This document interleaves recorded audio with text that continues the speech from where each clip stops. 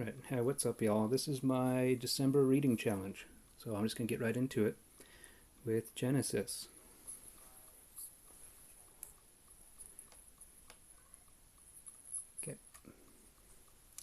Okay, Genesis. In the beginning, God created the heaven and the earth was without form and void, and darkness was upon the face of the deep, and the Spirit of God moved upon the face of the waters. And God saw that there be light, and there was light, and God saw the light that it was good, and God divided the light from the darkness. And God called the light day, and the darkness he called night, and the evening and the morning were the first day. And God said, there be a firmament in the midst of the waters, and let it divide the waters from the waters. And God made the firmament, and divided the waters which were under the firmament from the waters which were above the firmament, and it was so. And God called the firmament heaven, and the evening and the morning were the second day. And God said, let the waters under the heaven be gathered together unto one place, and let the dry land appear, and it was so. And God called the dry land earth, and the gathering together of the waters called he seas. And God saw that it was good. And God said, let the earth bring forth grass, the herb yielding seed, and the fruit tree yielding fruit after his kind. His seed is in itself upon the earth, and it was so. And the earth brought forth grass and herb yielding seed after his kind, and the tree yielding fruit was in itself after his kind. And God saw that it was good. And the evening and the morning were the third day. And God saw that there be lights in the firmament of the heaven to divide the day from the night, and let them be for signs and for seasons and for days and years. And let them be for lights in the firmament of the heaven to give light upon the earth, and it was so. And God made two great lights, the greater light to rule the day, and the lesser light to rule the night, and he made the stars also. And God set them in the firmament of the heaven to give light upon the earth, and to rule over the day and over the night, and to divide the light from the darkness. And God saw that it was good. And the evening and the morning were the fourth day. And God saw that the waters bring forth abundantly the moving creature that hath life, and fowl that may fly above the heaven, in the open firmament of heaven, above the earth, and the open firmament of heaven. And God created great whales, and every living creature that moveth with his waters brought forth abundantly after their kind, and every winged fowl after his kind. And God saw that it was good. And God blessed them, saying, be fruitful and multiply, and fill the waters in the seas, and let fowl multiply in the earth. And the evening and the morning were the fifth day. And God said, let the earth bring forth a living creature after his kind, cattle and creeping thing, and beasts of the earth after his kind. And it was so. And God made the beasts of the earth after his kind, and cattle after their kind, and everything that creepeth upon the earth after his kind. And God saw that it was good. And God said, let us make man in our image after our likeness, and let him have dominion over the fish of the sea, and over the fowl of the air, and over the cattle, and over all the earth, and over every creeping thing that creepeth upon the earth. So God created man in his own image, in the image of God created he him, male and female created he them. And God blessed them, and God said unto them, be fruitful and multiply, and replenish the earth, and subdue it, and have dominion over the fish of the sea, and over the fowl of the air, and over every living thing that moveth upon the earth. And God said, behold, I have given you every herb bearing seed, which is upon the face of all the earth, and every tree, and the which is the fruit of a tree yielding seed. To you it shall be for meat, and to every beast of the earth, and to every fowl of the air, and to everything that creepeth upon the earth, wherein there is life, I have given every green herb for meat. And it was so. And God saw everything that he had made, and behold, it was very good. And the evening and the morning were the sixth day.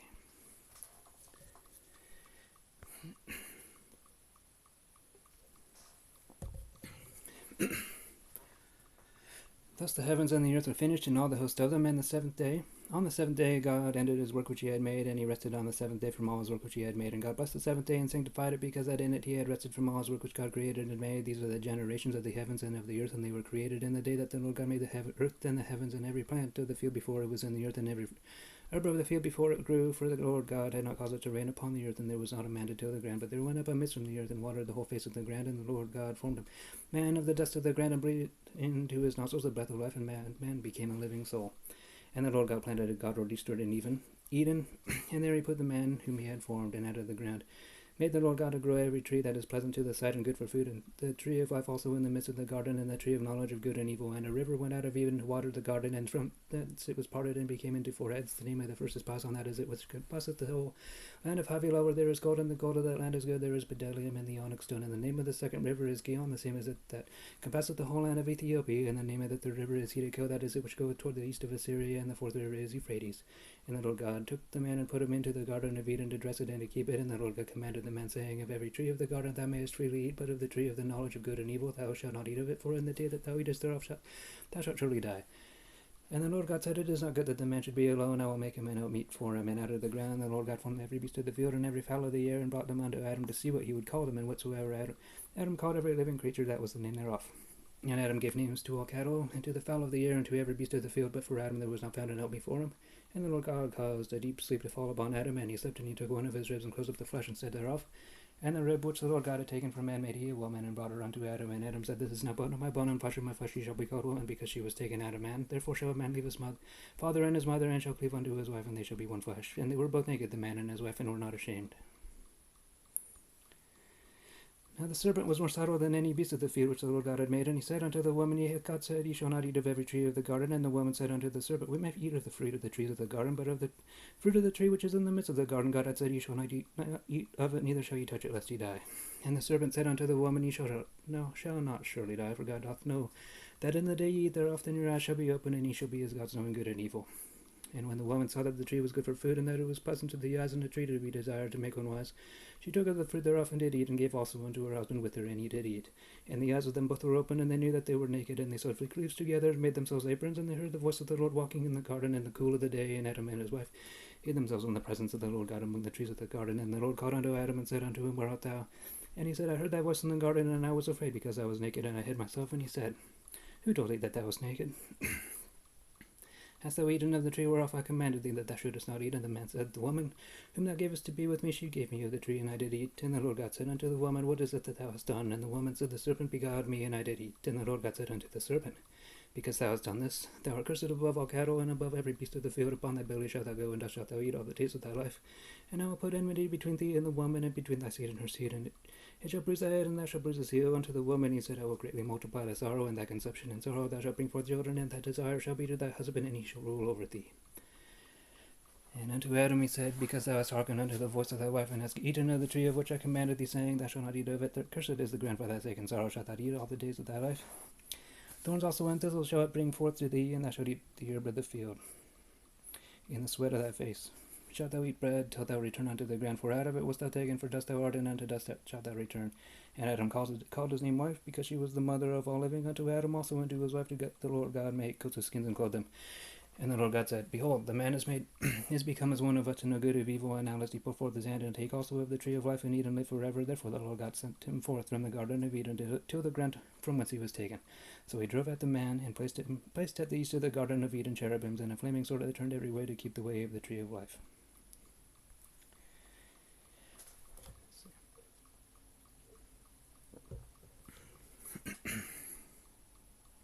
And Adam knew Eve his wife, and she conceived and bare Cain, and said, I have gotten a man from the Lord.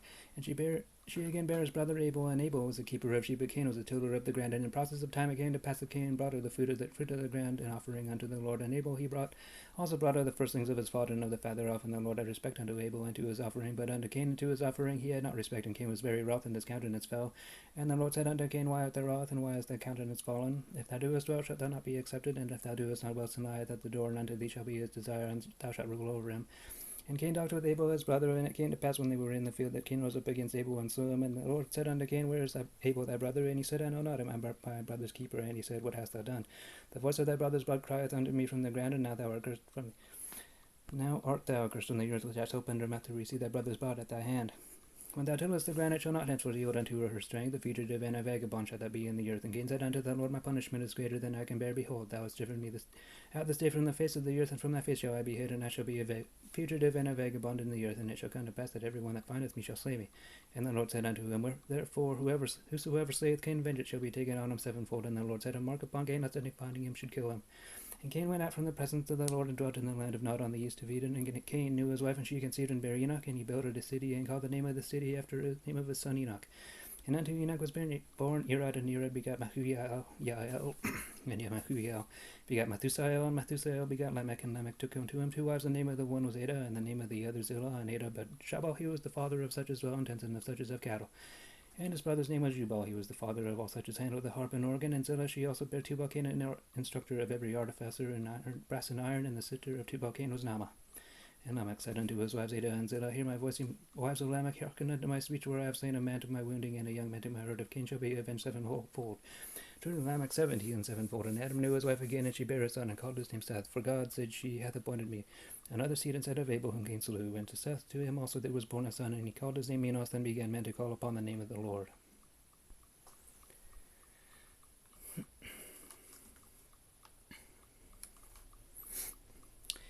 This is the book of the generations of Adam. In the day that God created man in the likeness of God made he him, male and female created he them, and blessed them, and called their name Adam in the day when they were created. And Adam lived 130 years, and begat a son in his own likeness after his image, and called his name Seth. In the days of Adam after he had begotten Seth were 800 years, and he begat sons and daughters. And all the days that Adam lived were 930 years, and he died.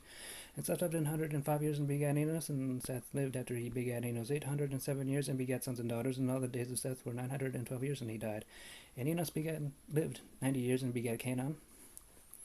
And Enos lived after he begat Canaan 815 years, and begat sons and daughters. And all the days of Enos were 905 years, and he died. And Canaan lived 70 years, and begat Mahalaleel.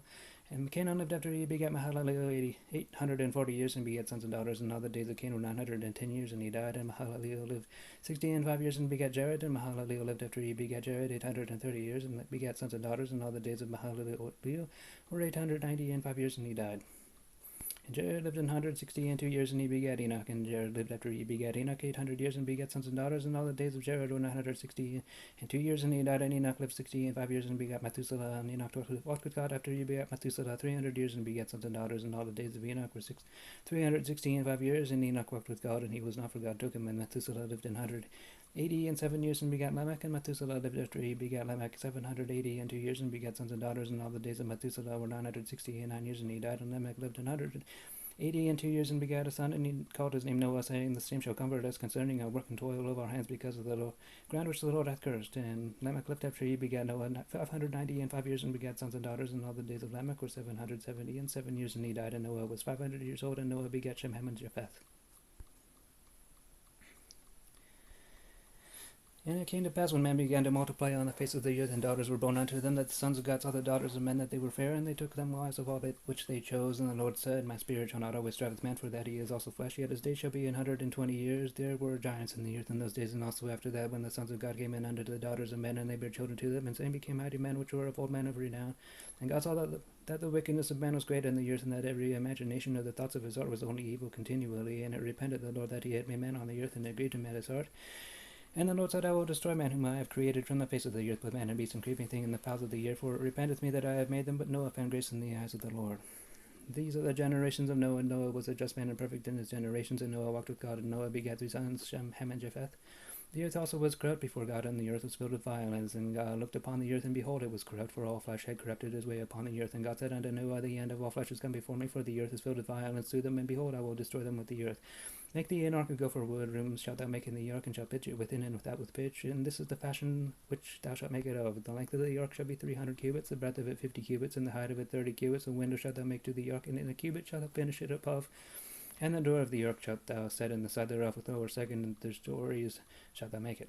And behold, I, even I, do bring a flood of waters upon the earth to destroy all flesh, wherein is the breath of life from under heaven, and everything that is in the earth shall die.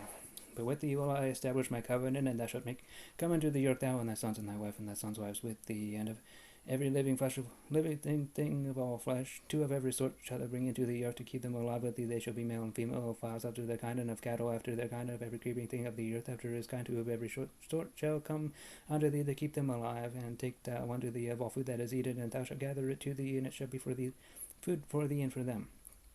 Thus did Noah according to all that God commanded him, so did he. Whoa. And the Lord said unto Noah, Come thou and all thy house into the ark, for thee have I seen righteous before me in this generation. Of every clean beast thou shalt take to thee by sevens, the male and his female, and of beasts that are not clean by 2, the male and his female, of fowls also of the air by sevens, and the male and the female, to keep seed alive upon the face of all the earth.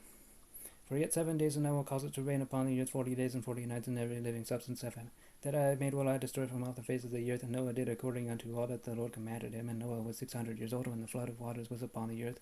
And Noah went in, and his sons and his wife and his sons' wives with him, into the ark, because of the waters of the flood. Of clean beasts and of beasts that are not clean, and of fowls and of everything that creepeth upon the earth, they went into unto Noah into the ark, the male and the female, as God had commanded Noah. And it came to pass after 7 days that the waters of the flood were upon the earth, in the 600th year of Noah's life, in the 2nd month, the 17th day of the month, the same day were all the fountains of the great deep broken up, and the windows of heaven were open, and the rain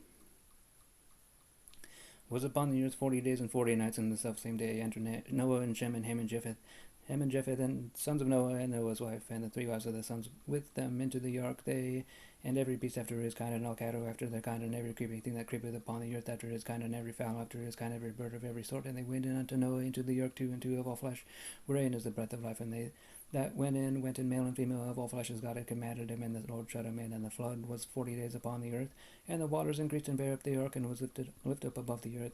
And the waters prevailed and were increased greatly upon the earth, and the ark went upon the face of the waters, and the waters prevailed exceedingly upon the earth, and all the high hills that were under the whole heaven were covered. 15 cubits upward, and the waters prevailed, and the mountains were covered, and all flesh died that moved upon the earth, both of fowl and of cattle, and of beasts, and of every creeping thing that creepeth upon the earth, and every man, all in whose nostrils was the breath of life, of all that was in the dry land died, and every living substance was destroyed, which was upon the face of the ground, both man and cattle, and the creeping things and the fowl of the heaven.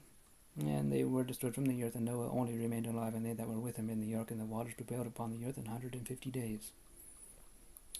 And God remembered Noah and every living thing and all the cattle that was with him in the ark, and God made a wind to pass over the earth, and the waters assuaged, and the fountains also of the deep, and the windows of heaven were stopped, and the rain from the heaven was restrained, and the waters returned from off the earth continually. And after the end of the 150 days, the waters were abated, and the ark rested in the 7th month on the 17th day of the month upon the mountains of Ararat, and the waters decreased continually until the 10th month, and the 10th month on the first day of the month were the tops of the mountains seen. And it came to pass at the end of 40 days that Noah opened the window of the ark which he had made, and sent for the raven, which went forth to and fro until the waters were dried up from off the earth. And he sent for the dove from him to see if the waters were abated from off the face of the ground. And the dove found no rest for the sole of her foot, and she returned unto him into the ark, for the waters were on the face of the whole earth. And he put forth his hand and took her, and pulled her in unto him into the ark. And he stayed yet other 7 days, and again he sent forth the dove out of the ark. And the dove came into him in the evening, and lo, in her mouth was an olive leaf plucked off. So Noah knew that the waters were abated from off the earth. And he stayed yet other 7 days, and sent forth the dove, which returned out again unto him any more. And it came to pass in the 601st year, in the first month, the first day of the month, the waters were dried up from off the earth. And Noah removed the covering of the ark, and looked, and behold, the face of the ground was dry. And in the 2nd month, and the 27th day of the month, was the earth dried. And God spake unto Noah, saying, Go forth of the ark, thou and thy wife, and thy sons with thee, thy sons' wives with thee, and bring forth with thee every living thing that is with thee, of all flesh, both of fowl and of cattle, and of every creeping thing that creepeth upon the earth, that they may breed abundantly in the earth, and be fruitful, and multiply upon the earth. And Noah went forth, and his sons and his wife and his sons' wives with him, every beast, every creeping thing, and every fowl, and whatsoever creepeth upon the earth after the kinds, went forth out of the ark. And Noah builded an altar unto the Lord, and took of every clean beast and of every clean fowl, and offered burnt offerings on the altar. And the Lord smelled a sweet savour, and the Lord said in his heart, I will not again curse the ground any more for man's sake, for the imagination of man's heart is evil from his youth, neither will I again smite any more every living thing as I have done. While the earth remaineth, seed time and harvest, and cold and heat, and summer and winter, and day shall not cease. Day and night shall not cease. And God blessed Noah and his sons, and said unto them, Be fruitful, and multiply, and replenish the earth, and the fear of you and the dread of you shall be upon every beast of the earth, and upon every fowl of the air, upon all that moveth upon the earth, and upon all the fishes of the sea. Into your hand are they delivered. Every moving thing that liveth shall be meat for you, even as the green herb have I given you all things. But flesh with the life thereof, which is the blood thereof, shall ye not eat. And surely your blood of your lives will I require. At the hand of every beast will I require it, and at the hand of man, every man's brother will I require the life of man. Whoso sheddeth man's blood by man, shall his blood be shed, for in the image of God made he man. And you be fruitful and multiply, bring forth abundantly in the earth, and multiply therein. And God spake unto Noah and to his sons with him, saying, And behold, I will establish my covenant with you, and with the seed after you, and with every living thing, creature that is with you, of the fowl, of the cattle, and of every beast of the earth with you, from all that go out of the ark to every beast of the earth. And I will establish my covenant with you, neither shall all flesh be cut off any more by the waters of a flood, neither shall there any more be a flood to destroy the earth. And God said, This is the token of the covenant which I make between me and you and every living creature that is with you for perpetual generations. I do set my bow in the cloud, and it shall be for a token of a covenant between me and the earth. And it shall come to pass when I bring a cloud over the earth, that the bow shall be seen in the cloud. And I will remember my covenant which is between me and you and every living creature of all flesh, and the water shall no more become a flood to destroy all flesh. And the bow shall be in the cloud, and I will look upon it, that I may remember the everlasting covenant between God and every living creature of all flesh that is upon the earth. And God said unto Noah, This is the token of the covenant which I established between me and all flesh that is upon the earth. And the sons of Noah that went forth of the ark were Shem, Ham, and Japheth. And Ham is the father of Canaan.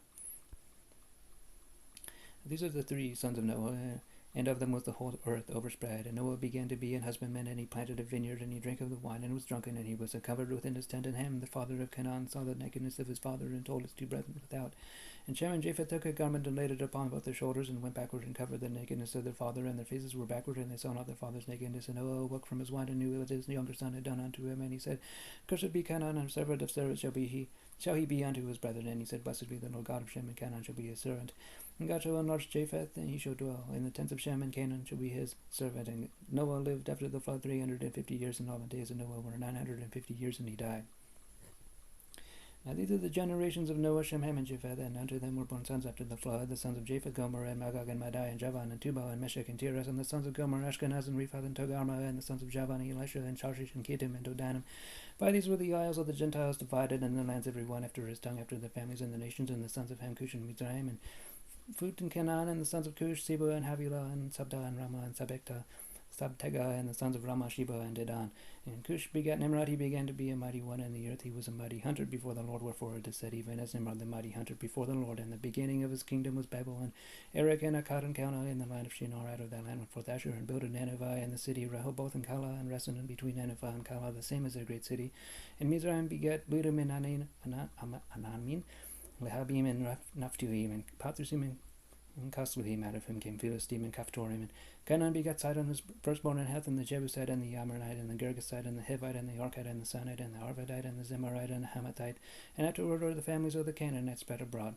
And the border of the Canaanites was of Sidon, as thou comest to Gerar, and to Gaza, as thou goest unto Sodom, and Gomorrah, and Admah, and Zeboim, even unto Lasha. These are the sons of Ham after the families after their tongues, in their countries and in their nations. Unto Shem also the father of all the children of Eber, the brother of Japheth the elder, even to him were children born. And the children of Shem, Elam, and Ashur, and Arphaxad, and Lud, and Aram. And the children of Aram, Uz, and Hul, and Geter, and Mash. And Arphaxad begat Salah, and Salah begat Eber. And unto Eber were born two sons. The name of the one was Peleg. For in his days was the earth divided, and his brother's name was Joktan. And Joktan begat Almodad, and Sheleph, and Hazamarveth, and Jerah, and Hadoram, and Uzal, and Diklah, and Obal, and Abimael, and Sheba, and Ophir, and Havilah, and Jobabah. These were the sons of Joktan. And the dwelling was from Mesha, as thou goest unto Sephara, mount to the east.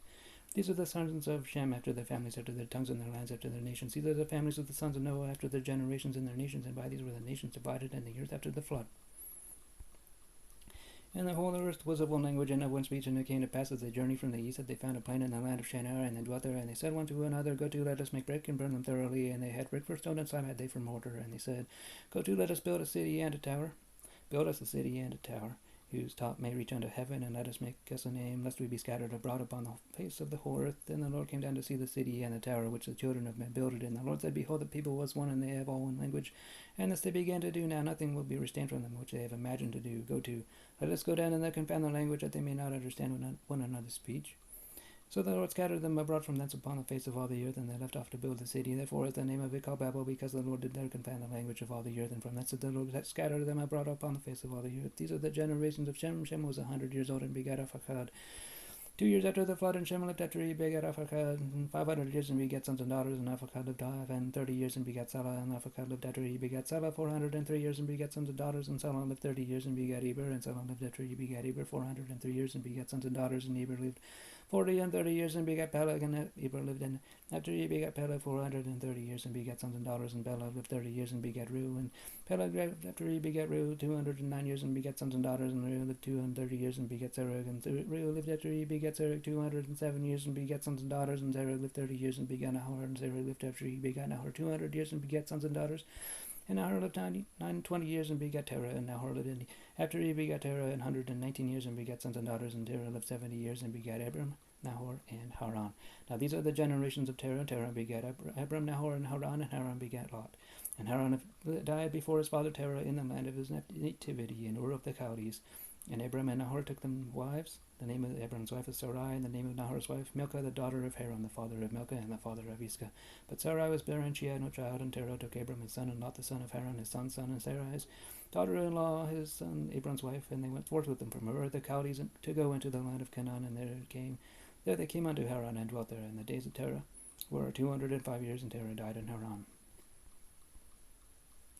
Now the Lord said unto Abram, Get thee out of thy country, and from thy kindred, and from thy father's house, unto a land that I will show thee, and I will make of thee a great nation, and I will bless thee, and make thy name great, and thou shalt be a blessing. And I will bless them that bless thee, and curse them that curseth thee, and in thee shall all families of the earth be blessed. So Abram departed as the Lord had spoken unto him, and Lot with him. And Abram was 75 years when he departed out of Haran. And Abram took Sarai his wife, and Lot his brother's son, and all their substance that they had gathered, and the souls that they had gotten in Haran, and they went forth to go into the land of Canaan, and into the land of Canaan they came.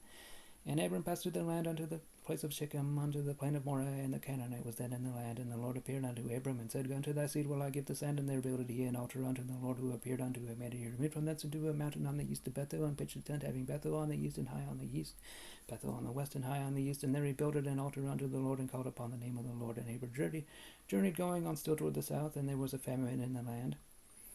And Abram went down into Egypt to sojourn there, for the famine was grievous in the land. And it came to pass, when he was come near to enter into Egypt, that he said unto Sarai his wife, Behold, now I know that thou art a fair woman to look upon. Therefore it shall come to pass, when the Egyptians shall see thee, that they shall say, This is his wife, and they will kill me, but they will save thee alive. Say, I pray thee, thou art my sister, that it may be well with me for thy sake, and my soul shall live because of thee. And it came to pass that when Abram was come into Egypt, the Egyptians beheld the woman, that she was very fair. And the princess also of Pharaoh saw her, and commanded her before Pharaoh. And the woman was taken into Pharaoh's house. And he entreated Abram well for her sake, and he had sheep and oxen, and he asses, and menservants, and maidservants, and she asses, and camels. And the Lord plagued Pharaoh and his house with great plagues because of Sarai, Abram's wife. And Pharaoh called Abram and said, What is this that thou hast done unto me? Why did thou not tell me that she was thy wife? Why said thou, She is my sister, so I might have taken her to me to wife? Now therefore, behold, thy wife, take her, and go thy way. And Pharaoh commanded his men concerning him, and they sent him away, and his wife, and all that he had.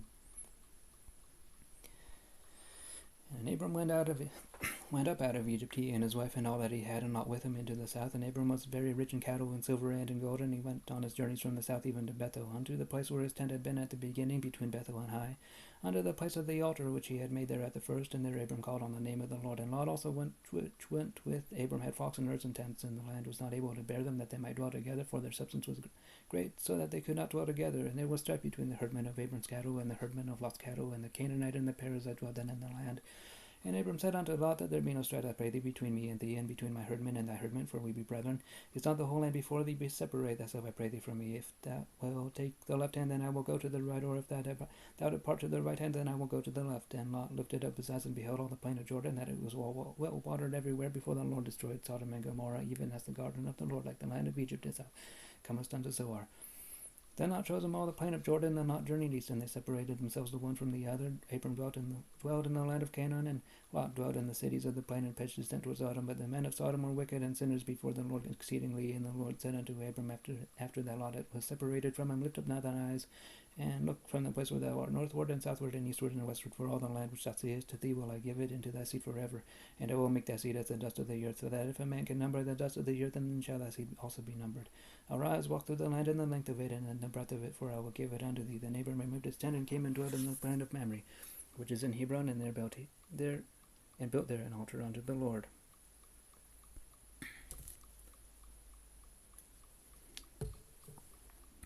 And it came to pass in the days of Amraphel king of Shinar, Arioch king of Elasar, Kedorlaomer king of Elam, and Tidal king of nations, that these made war with Bera king of Sodom, and with Bersha king of Gomorrah, Sinab king of Admah, and Shemaber king of Zeboim, and the king of Bela, which is Zoar. All these were joined together in the vale of Sedom, which is the salt sea. 12 years they served Kedorlaomer, and in the 13th year they rebelled. And in the 14th year came Kedorlaomer, and the kings that were with him, and smote the Rephaims, and Ashtaroth Karnaim, and the Zuzims, and Haman, and Emims, and in Shaveh, Kiriathaim, and the Horites in their Mount Seir, even unto El Paran, which is by the wilderness. And they returned and came to Mishpat, which is Kadesh, and smote all the country of the Amalekites, and also the Amorites that dwelt in Hazaz and Tamar. And there went out the king of Sodom, the king of Gomorrah, and the king of Admah, and the king of Zeboim, and the king of Bela, the same as Zoar. And they joined battle with them in the battle of Sedom, with Kedorlaomer, the king of Elam, and with Tidal king of nations, and Amraphel king of Shinar, and Arioch king of Elasar, 4 kings with 5. And the vale of Sedom was full of sign pits, and the kings of Sodom and Gomorrah fled and fell there, and they that remained fled to the mountain. And they took all the goods of Sodom and Gomorrah, and all their victuals, and went their way. And they took Lot, Abram's brother's son, who dwelt in Sodom, and his goods, and departed. And there came one that had escaped, and told Abram the Hebrew, for he dwelt in the plain of Mamre, the Amorite, brother of Iskal, and brother of Aner, and these were confederate with Abram. And when Abram heard that his brother was taken captive, he armed his trained servants born in his own house 318, and pursued them unto Dan. And he divided himself against them, he and his servants by night, and smote them, and pursued them unto Hobah, which is on the left hand of Damascus. And he brought back all the goods, and also brought back again his brother Lot and his goods, and the women also, and the people. And the king of Sodom went out to meet him after his return from the slaughter of Kedorlaomer, and of the kings that were with him at the valley of Sheva, which is the king's dale. And Melchizedek king of Salem brought forth bread and wine, and he was the priest of the Most High God. And he blessed him, and said, Blessed be Abram of the Most High God, possessor of heaven and earth, and blessed be the Most High God, which hath delivered thine enemies into thy hand, and he gave him tithes of all. And the king of Sodom said unto Abram, Give me the persons, and take the goods to thyself. And Abram said to the king of Sodom, I have lifted up my hand unto the Lord, the Most High God, the possessor of heaven and earth, that I will not take from a thread even to a shoe latchet, and that I will not take anything that is thine, lest thou shouldest say, I have made Abram rich, save only that which the young men have eaten, and the portion of the men which went with me, Aner, Esco, and Mamre, let them take their portion. After these things the word of the Lord came unto Abram in a vision, saying, Fear not, Abraham, I am thy shield and thy exceeding great reward. And Abram said, Lord God, what wilt thou give me, seeing I go childless, and the steward of my house is the Eliezer of Damascus? And Abram said, Behold, to me thou hast given a seed, and no one born in my house is mine heir. And behold, the word of the Lord came unto him, saying, This shall not be thine heir, but he that shall come forth out of thine own bowels shall be thine heir. And he brought him forth abroad, and said, Look now toward heaven, and tell the stars if thou be able to number them. And he said unto them, So shall thy seed be. And he believed in the Lord, and he counted it to him for righteousness. And he said unto him, I am the Lord that brought thee out of Ur of the Chaldees to give thee this land to inherit it. And he said, Lord God, whereby shall I know that I shall inherit it?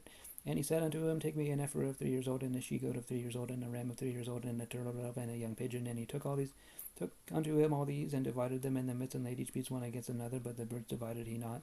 And when the fowls came down upon the carcasses, Abram drove them away. And when the sun was going down, a deep sleep fell upon Abram, and lo, an horror of great darkness fell upon him. And he said unto Abram, Know of a surety that thy seed shall be a stranger in a land that is not theirs, and shall serve them, and shall afflict them 400 years. And also that nation whom they shall serve will I judge, and afterward shall they come out with great substance. And thou shalt go to thy fathers in peace, thou shalt be buried in a good old age. But in the 4th generation they shall come hither again, for the iniquity of the Amorites is not yet full. And it came to pass that when the sun went down and it was dark, behold, a smoking furnace and a burning lamp that passed between those pieces. In the same day the Lord made a covenant with Abram, saying, Unto thy seed have I given this land, from the river of Egypt unto the great river, the river Euphrates, the Kenites and the Kenizzites and the Canaanites and the Hittites and the Perizzites and the Rephaims and the Amorites and the Canaanites and the Girgashites and the Jebusites. Now Sarai, Abram's wife, bare him no children, and she had an handmaid, an Egyptian, whose name was Hagar. And Sarai said unto Abram, Behold, now the Lord hath restrained me from bearing. I pray thee, go in unto my maid. It may be that I may obtain children by her. And Abram hearkened to the voice of Sarai. And Sarai, Abram's wife, took Hagar, her maid, the Egyptian, after Abram dwelt 10 years in the land of Canaan, and gave her to her husband Abram to be his wife. And he went in unto Hagar, and she conceived. And when she saw that she had conceived, her mistress was despised in her eyes. And Sarai said unto Abram, My wrong be upon thee. I have given my maid unto thy bosom. And when she saw that she had conceived, I was despised in her eyes, and the Lord God judged between me and thee. But Abram said unto Sarai, Behold, thy maid is in thy hand, do to her as it pleaseth thee. And when Sarai dealt harshly with her, she fled from her face. And the angel of the Lord found her by a fountain of water in the wilderness by the fountain, in the way to Shur. And he said, Hagar, Sarai's maid, whence camest thou, and whither wilt thou go? And she said, I flee from the face of my mistress Sarai. And the angel of the Lord said unto her, Return to thy mistress, and submit thyself unto her hands. And the angel of the Lord said unto her, I will multiply thy seed exceedingly, that it shall not be numbered for multitude. And the angel of the Lord said unto her, Behold, thou art with child, and shall bear a son, and shall call his name Ishmael, because the Lord hath heard thy affliction, and he will be a wild man. His hand will be against every man, and every man's hand against him, and he shall dwell in the presence of all his brethren. And she called the name of the Lord that spake unto her, Thou God seest me, for she said, Have I also here looked after him that seeth me? Wherefore the well was called Bir-halal-roi. Behold, it is between Kadesh and Bered. And Hagar bare Abram a son, and Abram called his son's name, which Hagar bare Ishmael. And Abram was 86 years old when Hagar bare Ishmael to Abram. And when Abram was 90 years old and 9, the Lord appeared to Abram and said unto him, I am the Almighty God, walk before me, and be thou perfect, and I will make my covenant between me and thee, and will multiply thee exceedingly. And Abram fell on his face, and God talked with him, saying, As for me, behold, my covenant is with thee, and thou shalt be a father of many nations. Neither shall thy name be any more be called Abram, but thy name shall be Abraham, for a father of many nations have I made thee. And I will make thee exceeding fruitful, and I will make nations of thee, and kings shall come out of thee. And I will establish my covenant between me and thee, and thy seed after thee, and their generations, for an everlasting covenant, to be a God unto thee, and to thy seed after thee. And I will give unto thee, and to thy seed after thee, the land wherein thou art a stranger, all the land of Canaan, for an everlasting possession, and I will be their God. And God said unto Abraham, Thou shalt keep my covenant, therefore thou and thy seed after thee, and their generations. This is my covenant which ye shall keep between me and you, and thy seed after thee. Every man and child among you shall be circumcised, and you shall circumcise the flesh of your foreskin. It shall be a token of the covenant betwixt me and you. And he that is 8 days old shall be circumcised among you, every man child in your generations. He that is born in the house or brought with money of any stranger which is not of thy seed, he that is born in thy house, and he that is bought with thy money must needs be circumcised. And my covenant shall be in your flesh for an everlasting covenant. And the uncircumcised man child, whose flesh of his foreskin is not circumcised, that soul shall be cut off from his people. He hath broken my covenant.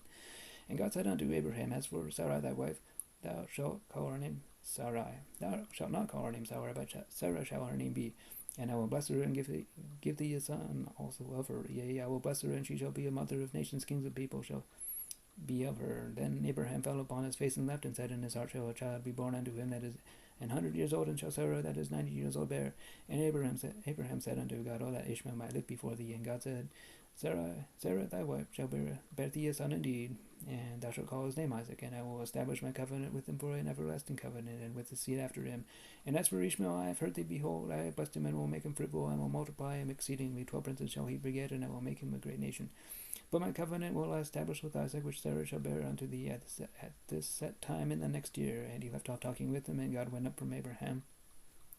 And Abraham took Ishmael his son, and all that were born in his house, and all that were bought with his money, every male among the men of Abraham's house, and circumcised the flesh of their foreskin, and the selfsame day as God had said unto him. And Abraham was 90 years old and 9 when he was circumcised in the flesh of his foreskin, and Ishmael his son was 13 years old when he was circumcised in the flesh of his foreskin. And the selfsame day was Abraham circumcised, and Ishmael his son. And all the men of his house born in the house, when bought with money of the stranger, were circumcised with him. And the Lord appeared unto him in the plains of Mamre, and he sat in the tent door in the heat of the day, and he lifted up his eyes and looked, and lo, 3 men stood by him, and when he saw them, he ran to meet them from the tent door, and bowed himself toward the ground, and said, My Lord, if now I have found favor in thy sight, pass not away, I pray thee, from thy servant, let a little water, I pray you, be fetched, and wash your feet, and rest yourselves under the tree, and I will fetch a morsel of bread, and comfort ye your hearts. After that ye shall pass on, for therefore are ye come to your servant. And they said, So do, and as thou hast said.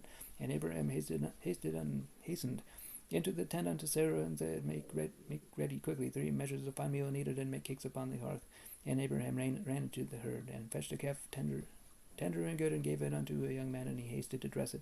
And he took butter and milk and the calf which he had dressed, and set it before them, and he stood by them under the tree, and they did eat. And they said unto him, Where is Sarah thy wife? And he said, Behold, in the tent. And he said, I will certainly return unto thee according to the time of life. And lo, Sarah thy wife shall have a son. And Sarah heard it in the tent door which was behind him. Now Abraham and Sarah were old, and was stricken in age, and it ceased to be with Sarah after the manner of women. Therefore Sarah laughed within herself, saying, Am I waxed old? After I am waxed old, shall I have pleasure, my Lord being old also? And the Lord said unto Abraham, Wherefore did Sarah laugh, saying, Shall I of a surety bear a child, which am old? Is anything too hard for the Lord? At the time appointed I will return unto thee, according to the time of life, and Sarah shall have a son. And Sarah did not say, I laughed not, for she was afraid. And he said, Nay, but thou did laugh. And the men rose up from thence, and looked toward Sodom, and Abraham went with them to bring them on the way. And the Lord said, Shall I hide from Abraham this thing which I do, seeing that Abraham shall surely become a great and mighty nation, and all the nations of the earth shall be blessed in him? For I know him, that he will command his children and his household after him, and they shall keep the way of the Lord, to do justice and judgment, that the Lord may bring upon Abraham that which he hath spoken of him. And the Lord said, Because of the cry of Sodom and Gomorrah is great, and because of sin is very grievous, I will go down now to see whether they have done altogether according to the cry of it, which is come unto me, and if not, I will know. And the men turned their faces from thence, and went toward Sodom. But Abraham stood yet before the Lord. And Abraham drew near, and said, Wilt thou also destroy the righteous with the wicked? Peradventure there be 50 righteous within the city. Wilt thou also destroy, and not spare the place for 50 righteous that are therein? That be far from thee to do after this manner, to slay the righteous with the wicked, and that the righteous should be as the wicked. That be far from thee. Shall not the judge of all the earth do right? And the Lord said, If I find in Sodom 50 righteous within the city, then I will spare all the place for their sakes. And Abraham answered and said, Behold, now I have taken upon me to speak unto the Lord, which I am but dust and ashes. Peradventure there shall lack 5 of the 50 righteous wilt thou and destroy all the city for lack of 5. And he said, If I find there 40 and 5, I will not destroy it. And he spake unto him yet again, and said, Peradventure there be 40 found there. And he said, I will not do it for 40's sake. And he said unto him, O let not the Lord be angry, and I will speak. Peradventure there shall be 30 be found there. And he said, I will not do it if I find 30 there. And he said, Behold, now I have taken upon me to speak unto the Lord. Peradventure there shall be 20 found there. And he said, I will not destroy it for 20's sake. And he said, O let not the Lord be angry, and I will speak yet but this once. Peradventure 10 shall be found there. And he said, I will not destroy it for 10's sake. And the Lord went his way, and as soon as he had left communing with Abraham, and Abraham returned unto his place. And there came 2 angels to Sodom, and even and Lot sat in the gate of Sodom, and Lot seeing them rose up to meet them, and he bowed himself with his face toward the ground. And he said, Behold, I am my Lord's son, and I pray you into your servant's house, and tarry all night, and wash your feet, and ye shall rise up early to go on your ways. And they said, Nay, but we will abide in the street all night. And he pressed upon them greatly, and they turned in unto him, and entered into his house. And he made them a feast, and to bake unleavened bread, and they did eat. But before them lay down the men of the city, even the men of Sodom compassed the house round about, both old and young, and all the people from every quarter. And they called unto Lot, and said unto them, Where are the men which came in to thee this night? Bring them out unto us, that we may know them. And Lot went out at the door unto them, and shut the door after him, and said, I pray you, brethren, do not so wickedly. Behold, now I have 2 daughters which have not known man. Let me, I pray you, bring them out unto you, and do and do you to them as is good in your eyes. Only unto these men do nothing, for therefore came they under the shadow of my roof. And they said, stand back, and they said again, this one fellow came into sojourn, and he will needs be a judge. Now will we do worse with thee than with them? And they pressed sore upon the man, even Lot, and came near to break the door. But the men put forth their hand and pulled Lot into the house to them, and shut to the door. And they smote the men that were at the door of the house with blindness, but small and great, so that they wearied themselves to bind the door. And the men said unto Lot, hast thou there any besides son-in-law, and thy sons and thy daughters, and whatsoever thou hast in the city, bring them out of this place, for we will destroy this place. And because the cry of them is waxing great before the face of the Lord, and the Lord hath sent us to destroy it. And Lot went out and spake unto his sons-in-law, which married his daughters, and said, up, get you out of this place, for the Lord will destroy the city. But he seemed as one that mocked unto his sons-in-law. And when the morning arose, then the angels hastened Lot, saying, arise, take thy wife and thy 2 daughters which are here, lest thou be consumed in the iniquity of the city. And while he lingered, the man laid hold upon his hand, and upon the hand of his wife, and upon the hand of his 2 daughters, the Lord being merciful unto him. And they brought him forth, and set him without the city. And it came to pass, when they brought them forth abroad, that he said, escape for thy life, look not behind thee, neither stay thou in all the plain, escape to the mountain, lest thou be consumed. And Lot said unto them, O not so, my Lord. Behold, now thou servest that thy grace in thy sight, and thou hast magnified thy mercy, which thou hast showed unto me in saving my life, and I cannot escape to the mountain, lest some evil take me, and I die. Behold, now the city is near to flee unto, and it is a little one. O let me escape thither, is it not a little? What, and my soul shall live? And he said unto him, see, I have accepted thee concerning this thing also, that I will not overthrow the city for the which thou hast spoken. Haste thee, escape thither, for I cannot do anything till thou become thither. Therefore the name of the city was called Zoar. The sun was risen upon the earth when Lot entered into Zoar. And the Lord reigned. Then the Lord rained upon Sodom and upon Gomorrah brimstone and fire from the Lord out of heaven, and he overthrew the cities and all the plain and all the inhabitants of the cities and that which grew upon the ground. But his wife looked back from behind him, and she became a pillar of salt. And Abraham gat up early in the morning to the place where he stood before the Lord. And he looked toward Sodom and Gomorrah, and toward all the land of the plain, and beheld, and lo, the smoke of the country went up as the smoke of a furnace. And it came to pass, when God destroyed the cities of the plain, that God remembered Abraham, and sent Lot out of the midst of the overthrow, when he overthrew the cities in which Lot dwelt. And Lot went up out of Zoar, and dwelt in the mountain, and his 2 daughters with him, for he feared to dwell in Zoar. And he dwelt in a cave, and his 2 daughters. And the firstborn said unto the younger, our father is old, and there is not a man in the earth to come in unto us after the manner of all the earth. Come, let us make our father drink wine, and we will lie with him, that we may preserve seed of our father. And they made the father to drink wine that night, and the firstborn went in and lay with her father, and he perceived not that she lay down, nor when she arose. And it came to pass on the morrow, that the firstborn said unto the younger, behold, I lay yesterday night with my father, let us make him drink wine this night also, and go thou in and lie with him, that we may preserve seed of our father. And they made their father drink wine that night also, and the younger arose and lay with him, and he perceived not when she lay down, nor when she arose. Thus were both of the daughters of Lot with child by their father. And the firstborn bare a son, and called his name Moab, the same as the father of the Moabites unto this day. And the younger she also bare a son, and called his name Ben-Ammi, the same as the father of the children of Ammon unto this day. And Abraham sojourned from thence toward the south country, and dwelt between Kadesh and Shur, and journeyed unto Gerar. And Abraham said of Sarah his wife, she is my sister. And Abimelech king of Gerar sent and took Sarah, but God came to Abimelech in a dream by night, and said to him, behold, thou art but a dead man for the woman which thou hast taken, for she is a man's wife. But Abimelech had not come nearer, and he said, Lord, wilt thou say also a righteous nation? Said he not unto me, she is my sister? And even she herself said, he is my brother. In the integrity of my heart and innocency of my hands have I done this. And God said unto him in a dream, yea, I know that thou did this in the integrity of thy heart, for I also withheld thee from sinning against me. Therefore suffered I thee not to touch her. Now therefore restore the man his wife, for he is a prophet, and he shall pray for thee, and thou shalt live. And if thou restore her not, know thou that thou shalt surely die, thou and all that are thine. Therefore Abimelech rose early in the morning, and called all his servants, and told all these things in their ears, and the men were sore afraid. Then Abimelech called Abraham, and said unto him, what hast thou done unto us, and what have I offended thee, that thou hast brought on me and on my kingdom a great sin? Thou hast done deeds unto me that ought not to be done. And Abimelech said unto Abraham, what sawest thou that thou hast done this thing? And Abraham said, because I thought, surely the fear of God is not in this place, and they will slay me for my wife's sake. And yet indeed she is my sister. She is the daughter of my father, but not the daughter of my mother, and she became my wife. And it came to pass, when God caused me to wander from my father's house, that I said unto her, This is thy kindness which thou shalt show unto me at every place whither we shall come. Say of me, he is my brother. And Abimelech took sheep and oxen and men servants and women servants, and gave them unto Abraham, and restored Sarah his wife. And Abimelech said, Behold, my land is before thee, dwell where it pleaseth thee. And unto Sarah he said, Behold, I have given thy brother 1,000 pieces of silver. Behold, he is to thee a covering of the eyes unto all that are with thee, and with all other. Thus she was reproved. So Abraham prayed unto God, and God healed Abimelech and his wife and his maidservants, and they bare children, for the Lord had fast closed up all the wombs of the house of Abimelech because of Sarah, Abraham's wife.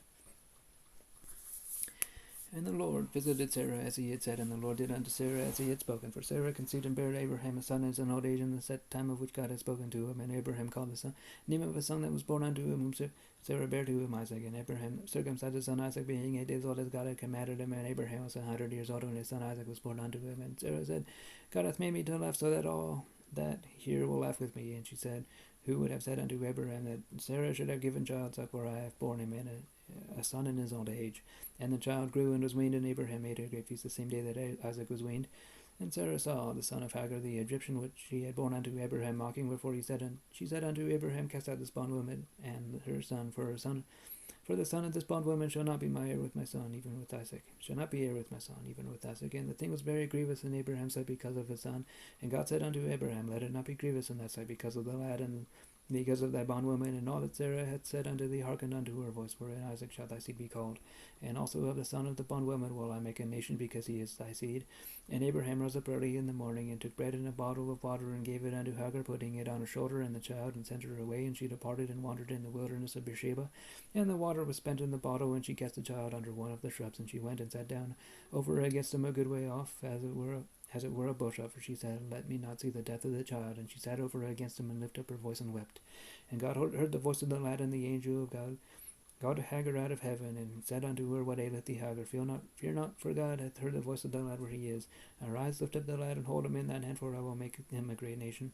And God opened her eyes, and she saw a well of water, and she went and filled the bottle with water, and gave the lad drink. And God was with the lad, and he grew and dwelt in the wilderness, and became an archer. And he dwelt in the wilderness of Paran, and his mother took him a wife out of the land of Egypt. And it came to pass at that time that Abimelech and Phicol, chief captain of his host, spake unto Abraham, saying, God is with thee in all that thou doest. Now therefore swear unto me here by God that thou wilt not deal falsely with me, nor with my son, nor with my son's son, for according to thy kindness have I done unto thee. Thee kindness have I done unto thee. Thou shalt do unto me into the land wherein thou hast sojourned. And Abraham said, I will swear. And Abraham reproved Abimelech because of a well of water which Abimelech's servants had violently taken away. And Abimelech said, I wot not who hath done this thing, neither did thou tell me, neither yet heard I of it, but today.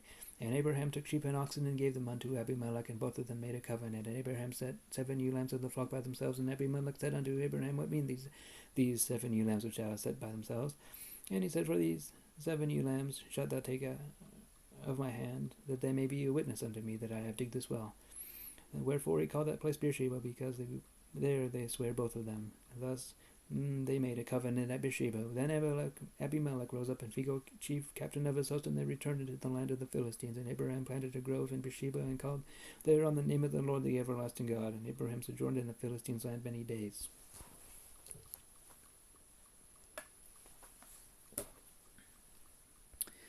And it came to pass after these things that God turned Abraham, and said unto him, Abraham, and he said, behold, here I am.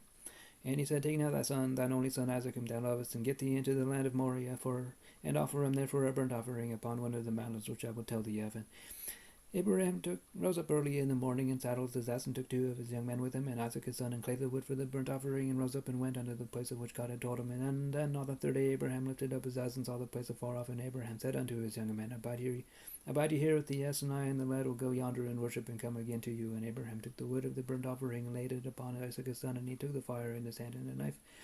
And they went both of them together. And Isaac spake unto Abraham his father, and said, My father. And he said, Here am I, my son. And he said, Behold the fire and the wood, but where is the lamb for a burnt offering? And Abraham said, My son, God will provide himself a lamb for a burnt offering. So they went both of them together, and they came to a place where God had told him of. And Abraham built an altar there, and laid the wood in order, and bound Isaac his son, and laid him on the altar upon the wood. And Abraham stretched forth his hand, and took the knife to slay his son. And the angel of the Lord called unto him out of heaven, and said, Abraham, Abraham. And he said, Here am I. And he said, Lay not thine hand upon the lad, neither do thou anything unto him. For now I know that thou fearest God, saying, Thou hast not withheld thy son, thine only son, from me. And Abraham lifted up his eyes, and behold, behind him a ram caught in a thicket by his horns. And Abraham went and took the ram, and offered him up for a burnt offering in the stead of his son. And Abraham called the name of that place Jehovah Jireh, and as it is said to this day, In the mount of the Lord it shall be seen. And the angel of the Lord called unto Abraham out of heaven the second time, and said, By myself have I sworn, saith the Lord, for because thou hast done this thing, and hast not withheld thy son, thine only son, that in blessing I will bless thee, and in multiplying I will multiply thy seed as the stars of the heaven, and as the sand which is upon the seashore, and thy seed shall possess the gate of his enemies, and in thy seed shall all nations of the earth be blessed, because thou hast obeyed my voice.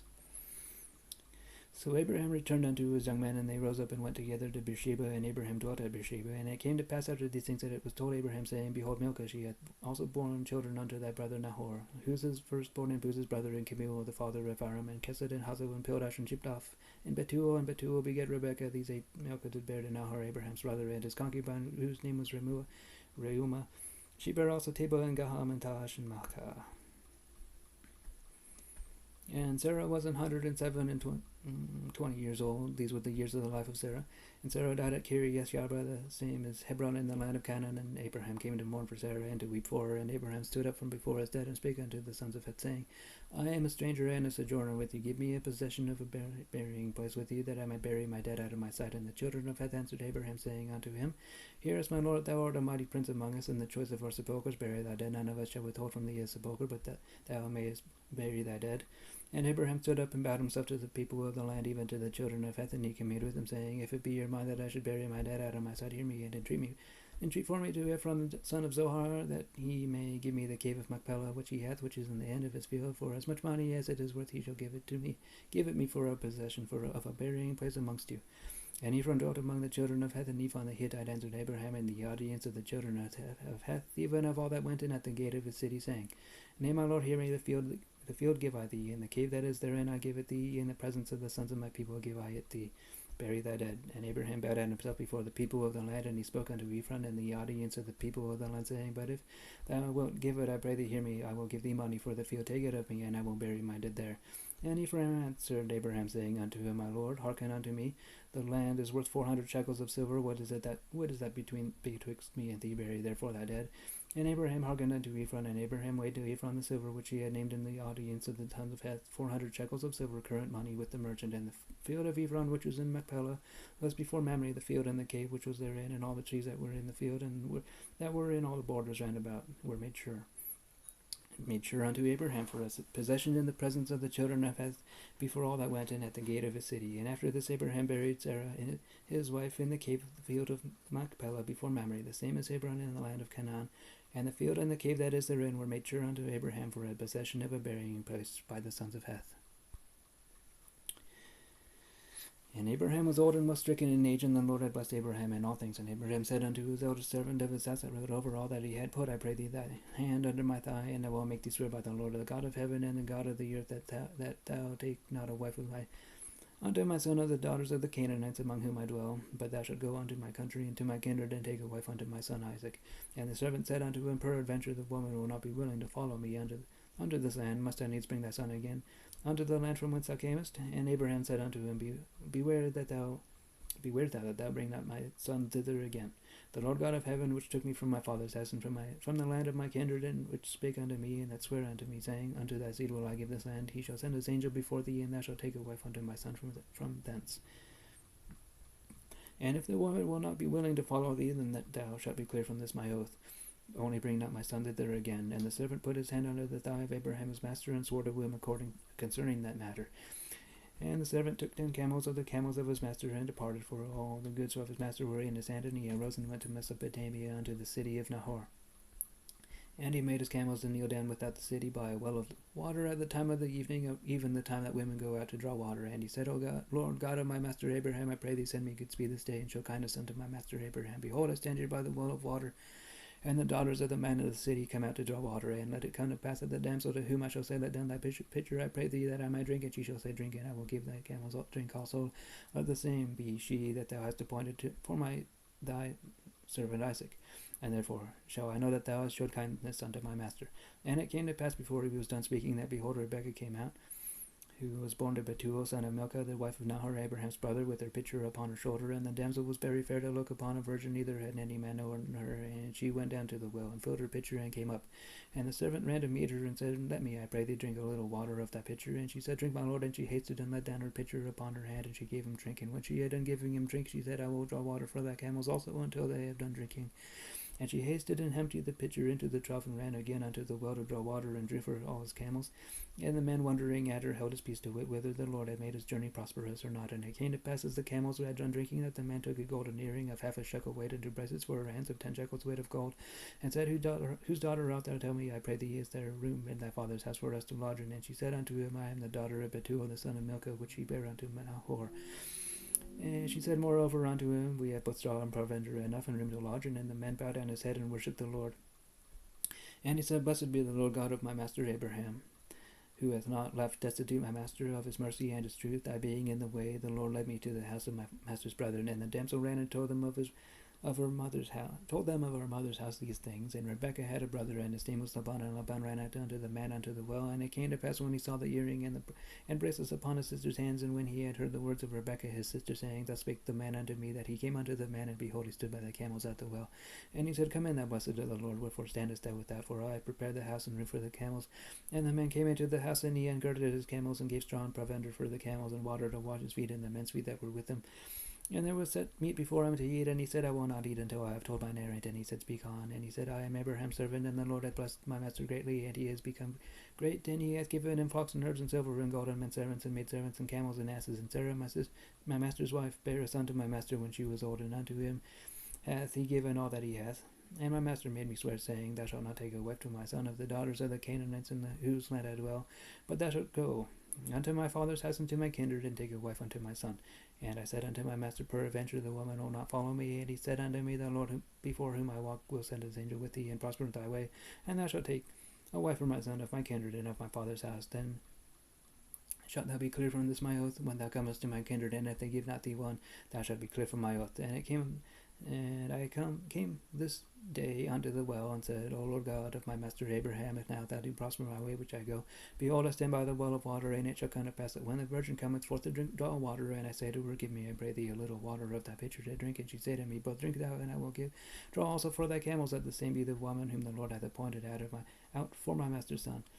And before I had done speaking in my heart, behold, Rebekah came forth with a pitcher on her shoulder, and she went down unto the well and drew water. And I said unto her, Let me drink, I pray thee. And she made haste and let down her pitcher from her shoulder, and said, Drink thou, and I will give thy camels also. So I drank, and she made the camels drink also. And I asked her, and said, Whose daughter art thou? And she said, The daughter of Bethuel, now her son, with Milcah bare unto him. And I put the earring upon her face, and the bracelets upon her hands, and I bowed down my head and worshipped the Lord, and blessed the Lord God of my master Abraham, which had led me in the right way to take my master's brother's daughter unto a son. And now, if you will do kindly and truly with my master, tell me, and if not, tell me, that I may turn to the right hand or to the left. And Laban and Bethuel answered and said, The thing proceedeth from the Lord, we cannot speak unto thee bad or good. Behold, Rebekah is before thee, take her and go, and let her be thy master's son's wife, as the Lord hath spoken. And it came to pass that when Abraham's servant heard these words, he worshipped the Lord, bowing himself to the earth. And the servant brought forth jewels of silver and jewels of gold and raiment, and gave them to Rebekah. He gave also to her brother and to her mother precious things. And they did eat and drink, and he and the men that were with him, and tarried all night. And they rose up in the morning, and said, Send me away unto my master and her brother. And her mother said, Let the damsel abide with us a few days, at the least 10, after that she shall go. And he said unto them, Hinder me not, saying, The Lord hath prospered my way, send me away, that I may go to my master. And they said, We will call the damsel and inquire at her mouth. And they called Rebekah, and said unto her, Wilt thou go with this man? And she said, I will go. And they said, Away Rebekah, their sister, and her nurse, and Abraham's servant, and his men. And they blessed Rebekah, and said unto her, Thou art our sister, be thou the mother of thousands of millions, and let thy seed possess the gate of those which hate them. And Rebekah arose and her damsels, and they rode upon the camels, and followed the man. And the servant took Rebekah, and went his way. And Isaac came from the way of the well of Haroi, for he dwelt in the south country. And Isaac went out to meditate in the field at the eventide, and he lifted up his eyes and saw, and behold, the camels were coming. And Rebekah lifted up her eyes, and when she saw Isaac, she lighted off the camel, for she had said unto the servant, What man is this that walketh in the field to meet us? And the servant had said, It is my master. Therefore she took a veil and covered herself. And the servant told Isaac all things that he had done. And Isaac brought her into his mother Sarah's tent, and took Rebekah, and she became his wife, and he loved her. And Isaac was comforted after his mother's death.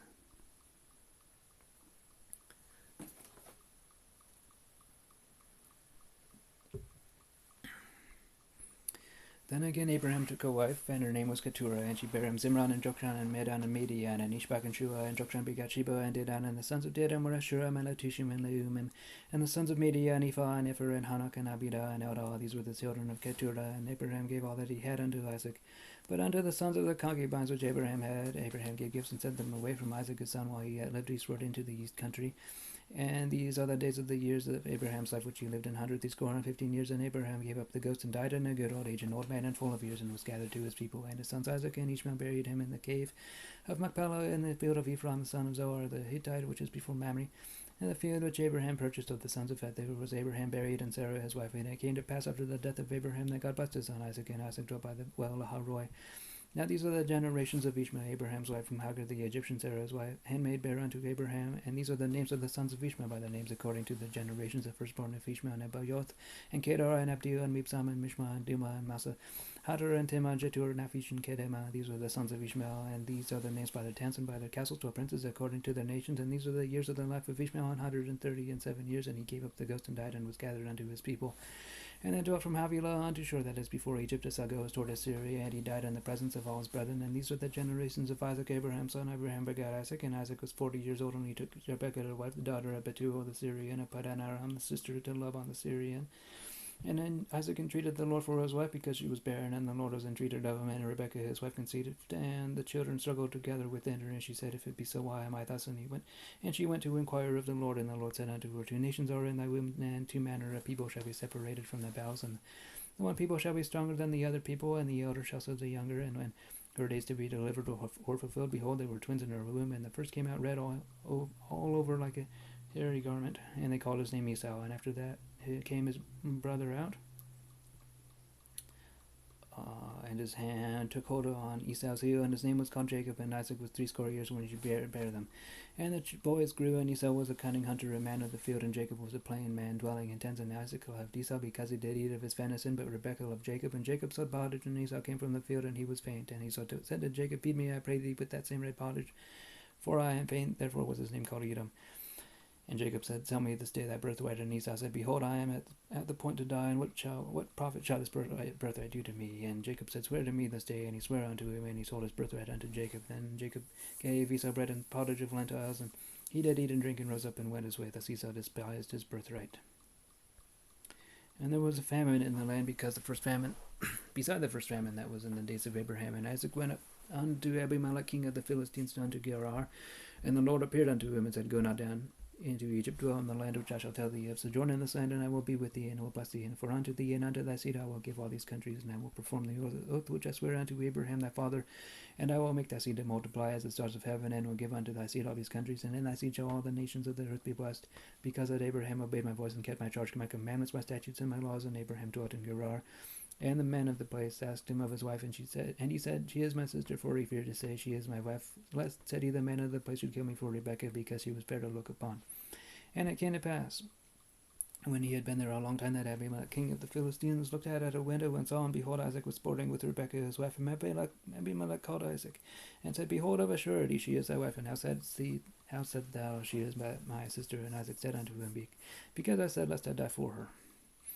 And Abimelech said, What is this thou hast done unto us? One of the people might lightly have lain with thy wife, and thou shouldest have brought guiltiness upon us. And Abimelech charged all his people, saying, He that toucheth this man or his wife shall surely be put to death. And Isaac sowed in that land, and received in the same year 100-fold, and the Lord blessed him. And the man waxed great, and went forward, and grew until he became very great, for he had possession of flocks, and possession of herds, and great store of servants. And the Philistines envied him, for all the wells which his father's servants had digged in the days of Abraham his father, the Philistines had stopped them, and filled them with earth. And Abimelech said unto Isaac, Go from us, for thou art much mightier than we.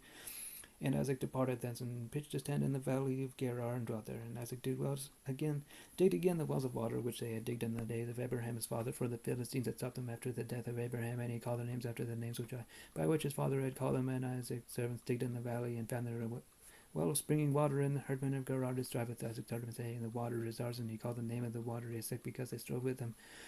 And they digged another well, and strove for that also, and he called the name of it Sidnah. And he removed from thence, and digged another well, and for that they strove not. And he called the name of it Rehoboth. And he said, For now the Lord hath made room for us, and we shall be fruitful in the land. And he went up from thence to Beersheba. And the Lord appeared unto him the same night, and said, I am the God of Abraham thy father. Fear not, for I am with thee, and will bless thee, and multiply thy seed for servant Abraham's sake. And he built an altar there, and called upon the name of the Lord, and pitched his tent there, and there Isaac's servant digged a well. And Abimelech went to him from Gerar, and Ahuzah one of his friends, and Phicol the chief captain of his army. And Isaac said unto them, Wherefore come ye to me, saying, Ye hate me, and have sent me away from you?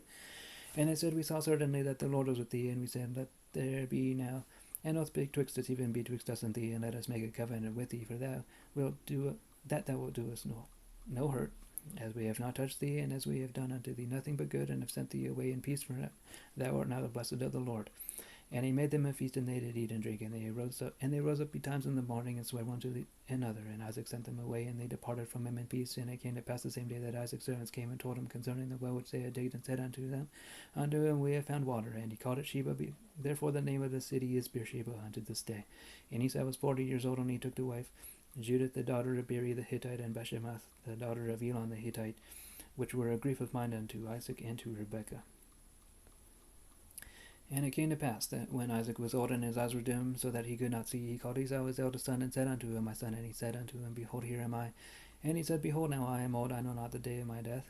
Now therefore take, I pray thee, thy weapons, thy quiver, and thy bow, and go out to the field, and take me some venison, and make me savory meat such as I love, and bring it to me, that I may eat, that my soul might bless thee before I die. And Rebekah heard that Isaac spake to Esau his son, and Esau went to the field to hunt for venison, and to bring it. And Rebekah spake unto Jacob her son, saying, Behold, I heard thy father speak unto Esau thy brother, saying, Bring me venison, and make me savory meat, that I may eat and bless thee before the Lord before my death. Now therefore, my son, obey my voice according to that which I command thee. Go now to the flock, and fetch me from thence 2 good kids of the goats, and I will make them savory meat for thy father, such as he loveth. And thou shalt bring it to thy father, that he may eat, and that he may bless thee before his death. And Jacob said to Rebekah his mother, Behold, Esau my brother is an hairy man, and I am a smooth man. My father peradventure will fear me, and I shall seem to him as a deceiver, and I shall bring a curse upon me, and not a blessing. And his mother said unto him, Upon me be thy curse, my son. Only obey my voice, and go fetch me them. And he went and fetched and brought them to his mother, and his mother made savory meat such as his father loved. And Rebekah took goodly raiment of her eldest son Esau, which were with her in the house, and put them upon Jacob her youngest son, and she put the skins of the kids of the goats upon his hands and upon the smooth of his neck, and she gave the savory meat and the bread which she had prepared into the hand of her son Jacob. And he came unto his father, and said, My father. And he said, Here am I. Who art thou, my son? And Jacob said unto his father, I am Esau, thy firstborn. I have done according as thou badest me. Arise, I pray thee, sit and eat of my venison, that thy soul might bless me. Isaac said unto his son, How is it that thou hast found it so quickly, my son? And he said, Because the Lord thy God brought it to me. And Isaac said unto Jacob, Come near, I pray thee, that I might feel thee, my son, whether thou be my very son Esau or not. And Jacob went near unto Isaac his father, and he felt him, and said, The voice is Jacob's voice, with the hands are the hands of Esau. And he discerned him not, because his hands were hairy, as his brother's Esau hands. So he blessed him, and he said, Art thou my very son Esau? And he said, I am. And he said, Bring it near me, and I will eat of my son's venison, that my soul might bless thee. And he brought it near to him, and he did eat, and he brought him wine, and he drank. And his father Esau said unto him, Come near now, and kiss me, my son. And he came near and kissed him, and he smelled the smell of his raiment, and blessed him, and said, See, the smell of my son is as the smell of the field which the Lord hath blessed. Therefore God give thee of the dew of heaven, and the fatness of the earth, and plenty of corn and wine. Let people serve thee, and nations bow down to thee. Be Lord over thy brethren, and let thy mother's sons bow down to thee. Cursed be every one that curseth thee, and blessed be he that blesseth thee. And it came to pass, as soon as Isaac had made an end of blessing Jacob, and Jacob was yet scarce gone out from the presence of Isaac his father, that Esau his brother came in from his hunting. And he also had made savory meat, and brought it unto his father, and said unto his father, Let my father arise and eat of his son's venison, that thy soul might bless me. And Isaac his father said unto him, Who art thou? And he said, I am thy son, thy firstborn Isaac, Esau. And Isaac trembled very exceedingly, and said, Where is he that hath taken venison and brought it me? And I have eaten of all that before thou camest, and have blessed me, and he shall be blessed. And when Esau heard the words of his father, he cried with a great and exceeding bitter cry, and said unto his father, Bless me, even me also, O my father. And he said, Thy brother came with subtlety, and hath taken away thy blessing. And he said, Is not he rightly named Jacob? For he hath supplanted me these 2 times. He took away my birthright, and behold, now he hath taken away my blessing. And he said, Hast thou not reserved a blessing for me? And Isaac answered and said unto Esau, Behold, I have made him thy lord, and all his brethren have I given to him for servants. And with corn and wine have I sustained him, and what shall I do now unto thee, my son? And Esau said unto his father, Hast thou but one blessing? My father? Bless me, even me also, O my father. And Esau lifted up his voice and wept. And Isaac his father answered and said unto him, Behold, thy dwelling shall be the fatness of the earth, and of the dew of heaven from above. And by thy sword shalt thou live, and shalt serve thy brother. And it shall come to pass, when thou shalt have the dominion, that thou shalt break his yoke from off thy neck. And Esau hated Jacob, because of the blessing wherewith his father blessed him. And Esau said in his heart, the days of mourning for my father are at hand, then will I slay my brother Jacob. And these words of Esau, her elder son, were told to Rebekah, and she sent and called Jacob her younger son, and said unto him, behold, thy brother Esau is touching thee, doth comfort himself, purposing to kill thee. Now therefore, my son, obey my voice, and arise, flee thou to Laban my brother to Haran, and tarry with him a few days, until thy brother's fury turn away, until thy brother's anger turn away from thee, and he forget that which thou hast done to him. Then I will send and fetch thee from thence. Why should I be deprived also of you both in one day? And Rebekah said to Isaac, I am weary of my life because of the daughters of Heth. If Jacob take a wife of the daughters of Heth, such as these, which are the daughters of the land, what good shall my life do me?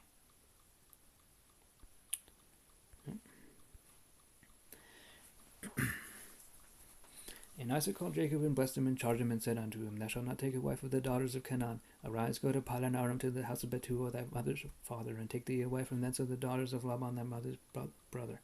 And God Almighty bless thee, and make thee fruitful, and multiply thee, that thou mayest be a multitude of people, and give thee a blessing of Abraham to thee and to thy and give thee the blessing of Abraham to thee and to thy seed with thee, that thou mayest inherit the land wherein thou art a stranger, which God gave unto Abraham. And Isaac sent away Jacob, and he went to Padan Aram unto Laban the son of Bethuel the Syrian, the brother of Rebekah, Jacob's and Esau's mother, when Esau saw that Isaac had blessed Jacob, and sent him away to Padan Aram to take him away from thence, and that as he blessed him, he gave him a charge, saying, thou shalt not take a wife of the daughters of Canaan. And that Jacob obeyed his father and his mother, and was gone to Padan Aram. And Esau, seeing that the daughters of Canaan pleased not Isaac his father, then went Esau unto Ishmael, and took unto the wives which he had Mahalath, the daughter of Ishmael Abraham's son, and the sister of Nebaioth, to be his wife. And Jacob went out from Beersheba and went toward Haran, and he lighted upon a certain place and tarried there all night, because the sun was set. And he took of the stones of that place and put them for his pillows, and lay down in that place to sleep. And he dreamed, and behold, a ladder set up on the earth, and the top of it reached to heaven, and behold, the angels of God ascending and descending on it. And behold, the Lord stood above it, and said, I am the Lord God of Abraham thy father, and the God of Isaac. The land whereon thou liest, to thee will I give it, and to thy seed. And thy seed shall be as the dust of the earth, and thou shalt spread abroad to the west, and to the east, and to the north, and to the south. And in the end, in thy seed shall all the families of the earth be blessed. And behold, I am with thee, and will keep thee in all places whither thou goest, and will bring thee again into this land, for I will not leave thee until I have done that which I have spoken to thee of. And Jacob awaked out of his sleep, and said, surely the Lord is in this place, and I knew it not. And he was afraid, and said, how dreadful is this place! This is none other but the house of God, and this is the gate of heaven. And Jacob rose up early in the morning, and took the stone that he had put for his pillows, and set it up for a pillar, and poured oil upon the top of it. And he called the name of that place Bethel, but the name of that city was called Luz at the first. And Jacob vowed a vow, saying, if God will be with me, and will keep me in this way that I go, and will give me bread to eat, and raiment to put on, so that I come again to my father's house in peace, then shall the Lord be my God. And the stone which I have set for a pillar shall be God's house. And of all that thou shalt give me, I will surely give the tenth unto thee.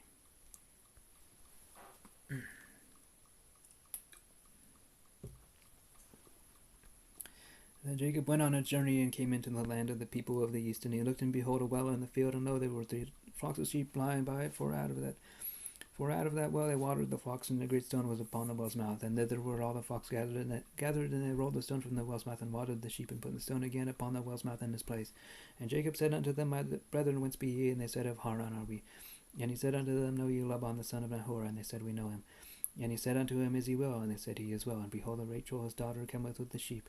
And he said, lo, it is yet high day, neither is it time that the cattle should be gathered together. Water ye the sheep, and go and feed them. And they said, we cannot until all the flocks be gathered together, until they roll the stone from the well's mouth, and we water the sheep.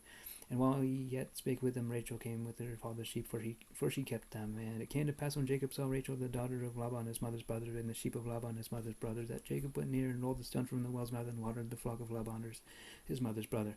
And Jacob kissed Rachel, and lifted up his voice, and wept. And Jacob told Rachel that he was her father's brother, and that he was Rebekah's son. And she ran and told her father. And it came to pass, when Laban heard the tidings of Jacob his sister's son, that he ran to meet him, and embraced him, and kissed him, and brought him to his house. And he told Laban all these things. And Laban said to him, surely thou art my bone and my flesh. And he abode with him the space of a month. And Laban said unto Jacob, because thou art my brother, shouldest thou therefore serve me for naught? Tell me, what shall thy wages be? And Laban had 2 daughters. The name of the elder was Leah, and the name of the younger was Rachel. Leah was tender-eyed, but Rachel was beautiful and well-favored. And Jacob loved Rachel, and said, I will serve thee 7 years for Rachel, thy younger daughter. And Laban said, it is better that I give her to thee, than that I should give her to another man abide with me. And Jacob served 7 years for Rachel, and they seemed unto him but a few days for the love he had to her. And Jacob said unto Laban, Give me my wife, for my days are fulfilled, that I may go in unto her. And Laban gathered together all the men of the place and made a feast. And it came to pass in the evening that he took Leah his daughter and brought her to him, and he went in unto her.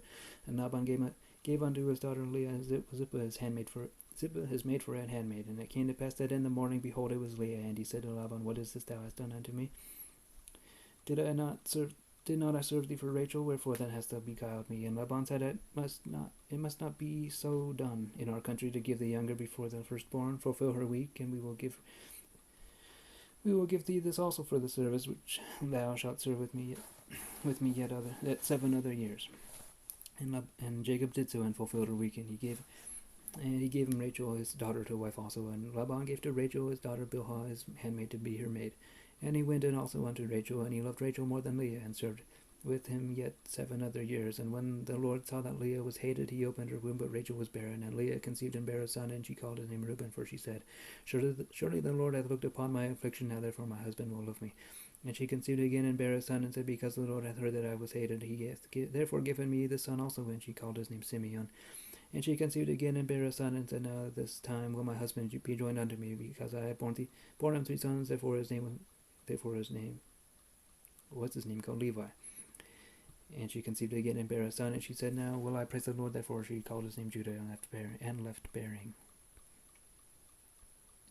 And when Rachel saw that she bare Jacob no children, Rachel envied her sister, and said unto Jacob, Give me children, or else I die. And Jacob's anger was kindled against Rachel, and he said, Am I? And God said, Who hath withheld from thee the fruit of thy womb? Who hath withheld from thee the fruit of thy womb? And she said, Behold, my maid Bilhah, go in unto her, and she shall bear upon my knees, that I may also have children by her. And she gave him Bilhah her handmaid to wife, and Jacob went in unto her. And Bilhah conceived and bare Jacob a son. And Rachel said, God hath judged me, and hath also heard my voice, and hath given me a son. Therefore called she his name Dan. And Bilhah, Rachel's maid, conceived again, and bare Jacob a second son. And Rachel said, With great wrestlings have I wrestled with my sister, and I have prevailed. And she called his name Naphtali. When Leah saw that she had left bearing, she took Zilpah her maid, and gave her Jacob to wife. And Zilpah, Leah's maid, bare Jacob a son. And Leah said, A troop cometh, and she called his name Gad. And Zilpah, Leah's maid, bare Jacob a second son. And Leah said, Happy am I for the daughters will call me blessed. And she called his name Asher. And Reuben went in the days of wheat harvest, and found mandrakes in the field, and brought them unto his mother Leah. Then Rachel said to Leah, Give me, I pray thee, of thy son's mandrakes. And she said unto her, Is it a small matter that thou hast taken my husband, and wouldest thou take away my son's mandrakes also? And Rachel said, Therefore he shall lie with thee for tonight for thy son's mandrakes. And Jacob came out of the field in the evening, and Leah went out to meet him, and said, Thou must come in unto me, for surely I have hired thee with my son's mandrakes. And he lay with her that night. And God hearkened unto Leah, and she conceived and bare Jacob the 5th son. And Leah said, God hath given me my hire, because I have given my maiden to my husband. And she called his name Issachar. And Leah conceived again and bare Jacob the 6th son. And Leah said, God hath endued me with a good dowry. Now will my husband dwell with me, because I have borne him 6 sons. And he called his name Zebulun. And afterwards she bare a daughter, and called her name Dinah. And God remembered Rachel, and God hearkened to her, and opened her womb, and she conceived and bare a son. And said, God hath taken away my reproach. And she called his name Joseph, and said, The Lord shall add to me another son. And it came to pass, when Rachel had borne Joseph, that Jacob said unto Laban, Send me away, that I may go unto mine own place, and to my country. Give me my wives and my children, for whom I have served thee, and let me go, for thou knowest my service which I have done thee. And Laban said unto him, I pray thee, if I have found favor in thine eyes, tarry, for I have learned by experience that the Lord hath blessed me for thy sake. And he said, Appoint me thy wages, and I will give it. And he said unto him, Thou knowest how I have served thee, and how thy cattle was with me. For it was little which thou had before I came, and it is now increased unto a multitude. And the Lord hath blessed thee since my coming. And now when shall I provide for mine own house also? And he said, What shall I give thee? And Jacob said, Thou shalt not give me anything. If thou wilt do this thing for me, I will again feed and keep thy flock. I will pass through all thy flock today, removing from thence all the speckled and spotted cattle, and all the branded cattle among the sheep, and the spotted and speckled among the goats. And if such shall be my hire, and so shall my righteousness answer for me in time to come, when it shall come for my hire before thy face. Every one that is not speckled and spotted among the goats and brown among the sheep, that shall be counted stolen with me. And Laban said, Behold, it might be according to thy word. And he removed that day, and the he-goats and that were ring-streaked and spotted, and all the she-goats that were speckled and spotted, and every one that had some white in it, and all the brown among the sheep, and gave them into the hand of his sons. And as he set 3 days' journey betwixt himself and Jacob, And Jacob fed the rest of Laban's flocks, and Jacob took him rods of green poplar and of hazel and chestnut tree, and pilled white stakes in them, and made the white appear which was in the rods. And he set the rods which he had pilled before the flocks in the gutters and the watering troughs when the flocks came to drink, that they should conceive when they came to drink. And the flocks conceived before the rods, and brought forth cattle, ring-straked, speckled, and spotted. And Jacob did separate the lambs, and set the faces of the flocks toward the ring-straked, and all the branded in the flock of Laban. And he put his own flocks by themselves, and put them not unto Laban's cattle. And it came to pass, whensoever the stronger cattle did conceive, that Jacob laid the rods before the eyes of the cattle in the gutters, that they might conceive among the rods.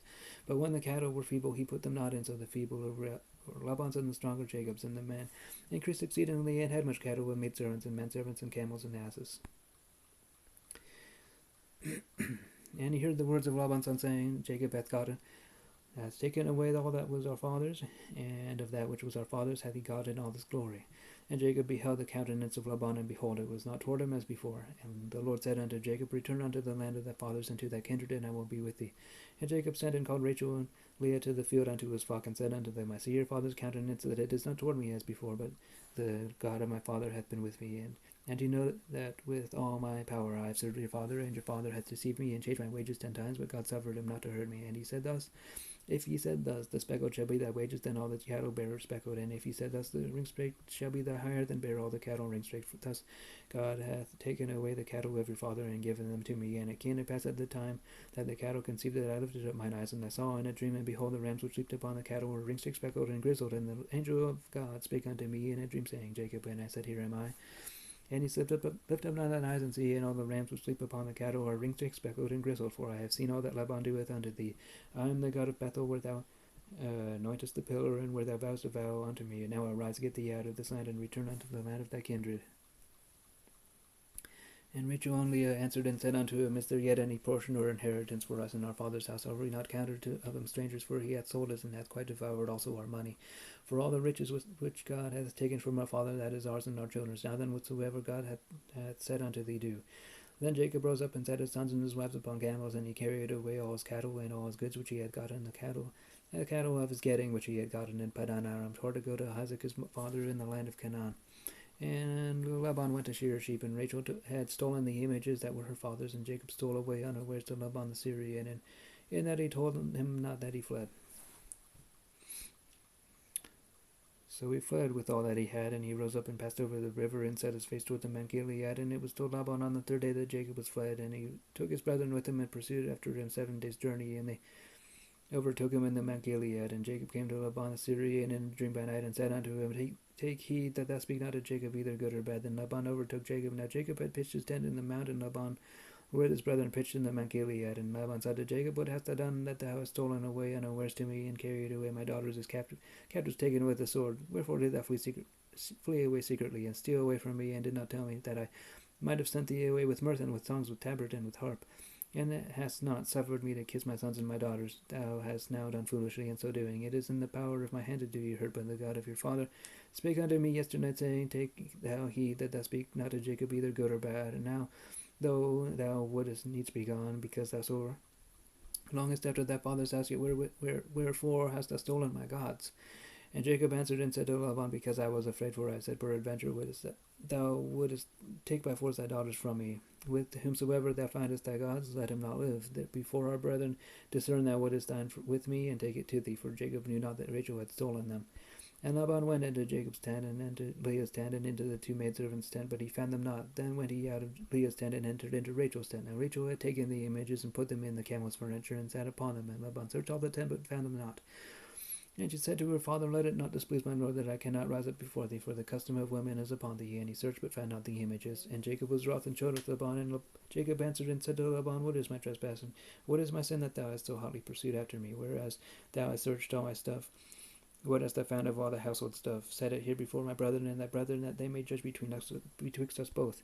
This 20 years have I been with thee. Thy ewes and thy she-goats have not cast their young, and the rams of thy flock have I not eaten. And that which was torn in beasts I brought not unto thee, I bear the loss of it. Of my hand did thou require it, whether stolen by day or stolen by night. Thus I was in the day the drought consumed me, and the frost by night, and my sleep departed from mine eyes. Thus have I been 20 years in thy house. I have served thee 14 years for thy 2 daughters, and 6 years for thy cattle, and thou hast changed my wages 10 times. Except the God of my father, the God of Abraham, and the fear of Isaac had been with me. Surely thou hadst sent me away now empty. God had seen mine affliction and the labor of my hands, and rebuked thee yesternight. And Laban answered and said unto Jacob, These daughters are my daughters, and these children are my children, and these cattle are my cattle, and all that thou seest is mine. And what can I do this day unto these my daughters, or unto their children which they have borne? Now therefore come thou, let us make a covenant, I and thou, and let it be for a witness between me and thee. And Jacob took a stone and set it up for a pillar. And Jacob said unto his brethren, Gather stones. And they took stones and made an heap in there, and they did eat there upon the heap. And Laban called it Jagar Sahaduta, and Jacob called it Gilead. And Laban said, This heap is a witness between me and thee this day. Therefore was the name of it called Gilead. And Mizpah, for he said, The Lord watch between me and thee, when we are absent one from another. If thou shalt afflict my daughters, or if thou shalt take other wives besides my daughters, no man is with us. See, God is witness betwixt me and thee.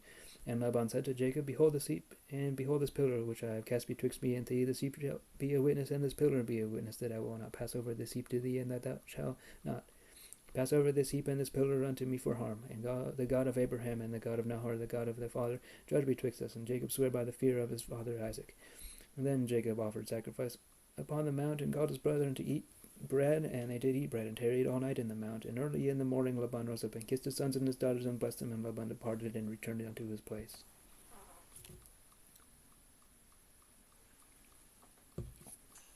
And Jacob went on his way, and the angels of God met him. And when Jacob saw them, he said, This is God's host. Then he called the name of that place Mahanaim. And Jacob sent messengers before him to Esau his brother unto the land of Seir, the country of Edom. And he commanded them, saying, Thus shall ye speak unto my lord Esau, that servant Jacob saith thus, I have journeyed with Laban, and stayed there until now. And I have oxen and asses, oxen, men servants, and women servants. And I have sent to tell my lord that I might find grace in thy sight. And the messengers returned to Jacob, saying, We came to thy brother Esau, and also he cometh to meet thee, and 400 men with him. Then Jacob was greatly afraid and distressed, and he divided the people that was with him, and the flocks and herds, and the camels into 2 bands, and said, If Esau come to the one company and smiteth, then the other company which is left shall escape. And Jacob said, O God of my father Abraham, and God of my father Isaac, the Lord, which said unto me, Return unto thy country and to thy kindreds, and I will deal well with thee. I am not worthy of the least of all the mercies and of all the truth which thou hast showed unto thy servant. For with my staff I passed over this Jordan, and now I am become 2 bands. Deliver me, I pray thee, from the hand of my brother, from the hand of Esau, for I fear him, lest he will come and smite me, and the mother with the children. And thou said, I will surely do thee good, and make thy seed as the sand of the sea, which cannot be numbered for multitude. And he lodged that same night, and took of that which came to his hand a present for Esau his brother, 200 she-goats and 20 he-goats, 200 ewes and 20 rams, 30 milk camels with their colts, 40 kine and 10 bulls, 20 she-asses and 10 foals.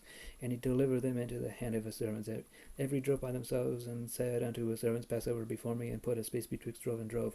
And he commanded the foremost, saying, When Esau my brother meeteth thee, and asketh thee, saying, Whose art thou, and whither goest thou, and whose are these before thee? Then thou shalt say, They be thy servant Jacob's. It is a present sent unto my lord Esau, and behold, also he is behind us. And so commanded he the second and the third, and all that followed the drove, saying, On this manner shalt thou speak unto Esau when you find him. And say ye moreover, Behold, thy servant Jacob is behind us, for he said, I will appease him with the present that goeth before me, and afterward I will see his face, peradventure he will accept me. So went the present over before him, and himself lodged that night in the company, and he rose up the night, and took his 2 wives and his 2 women servants, and his 11 sons, and passed over the ford Jabbok. And he took them and set them over the brook, and sent over that he had. And Jacob was left alone, and there wrestled a man with him until the breaking of the day. And when he saw that he prevailed not against him, he touched the hollow of his thigh, and the hollow of Jacob's thigh was out of joint, and he wrestled with him. And he said, Let me go, for the day breaketh. And he said, I will not let thee go, except thou bless me. And he said unto him, What is thy name? And he said, Jacob. And he said, Thy name shall be called no more Jacob, but Israel, for as a prince hast thou power with God and with men, and hast prevailed. And Jacob asked him and said, Tell me, I pray thee, thy name. And he said, Wherefore is it that thou dost ask after my name? And he blessed him there. And Jacob called the name of the place Peniel, for I have seen God face to face, and my life is preserved. And he passed. And as he passed over Peniel, the sun rose upon him, and he halted upon his thigh. Therefore the children of Israel eat not of the sinew which shrank, which is upon the hollow of the thigh unto this day, because he touched the hollow of Jacob's thigh, and the sinew that shrank. And Jacob lifted up his eyes, and looked, and behold, Esau came in with him 400 men, and he divided the children unto Leah, and unto Rachel, and unto the 2 handmaids. And he put the handmaids and their children foremost, and Leah and her children after, and Rachel and Joseph hindermost. And he passed over before them, and bowed himself to the ground 7 times, until he came near to his brother. And Esau ran to meet him, and embraced him, and fell on his neck, and kissed him. And they wept, and he lifted up his eyes, and saw the women and the children, and said, Who Who are those with thee? And he said, The children which God hath graciously given thy servant. And the handmaidens came near, they and their children, and they bowed themselves. And Leah also with their children came near and bowed themselves. And after came Joseph near and Rachel, and they bowed themselves. And he said, What meanest thou by all this joy which I met? And he said, These are to find grace in the sight of my Lord. And Esau said, I have enough, my brother, keep that thou hast unto thyself. And Jacob said, Nay, I pray thee, for if I have found grace in thy sight, then receive my present at my hand. For therefore I have seen thy face, as though I had seen the face of God, and thou hast pleased with me. Take, I pray thee, my blessing that is brought to thee, because God hath dealt graciously with me, and because I have enough. And he urged him, and he took it. And he said, Let us take our journey, and let us go, and I will go before thee. And he said unto him, My Lord knoweth that the children are tender, and the flocks and herds with the young are with me, and if men should overdrive them one day, all the flock will die. Let my Lord, I pray thee, pass over before his servant, and I will lead on softly, according as the cattle that goeth before me, and the children be able to endure until I come unto my Lord unto Seir. And he said, Let me now leave with thee some of the folk that are with me. And he said, What needeth it? Let me find grace in the sight of my Lord. So Esau returned that day on his way unto Seir. And Jacob journeyed to Succoth, and built him an house, and made booths for his cattle. Therefore the name of the place is called Succoth. And Jacob came to Shalem, a city of Shechem, which is in the land of Canaan, when he came from Padan Aram, and pitched his tent before the city. And he bought a parcel of a field where he had spread his tent at the hand of the children of Hamor, Shechem's father, for 100 pieces of money. And he erected there an altar, and called it El Elohe Israel. And Dinah, the daughter of Leah, which he bare unto Jacob, went out to see the daughters of the land. And when Shechem the son of Hamor the Hivite, prince of the country, saw her, he took her, and lay with her, and defiled her, and so clave unto Dinah the daughter of Jacob. And he loved the damsel, and spake kindly unto the damsel. And Shechem spake unto his father Hamor, saying, Give me this damsel to wife. And Jacob heard that he had defiled Dinah his daughter. Now his sons were with his cattle in the field, and Jacob held his peace until they were come.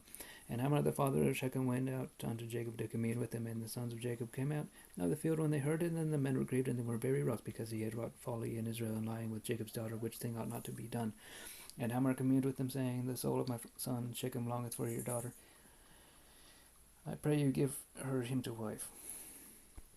And make your marriages with us, and give your daughters unto us, and take our daughters unto you. And you shall dwell with us, and the land shall be before you, dwell and trade ye therein, and get you possessions therein. And Shechem said unto her father and unto her brethren, Let me find grace in your eyes. What you shall say unto me, I will give. Ask me never so much dowry and gift, and I will give according as you shall say unto me. But I will give the damsel. But give me the damsel to wife. And the sons of Jacob answered Shechem and Hamor his father deceitfully, and said, Because he had defiled Dinah their sister. And he said unto them, We cannot do this thing, to give our sister to one that is uncircumcised, for that were a reproach unto us.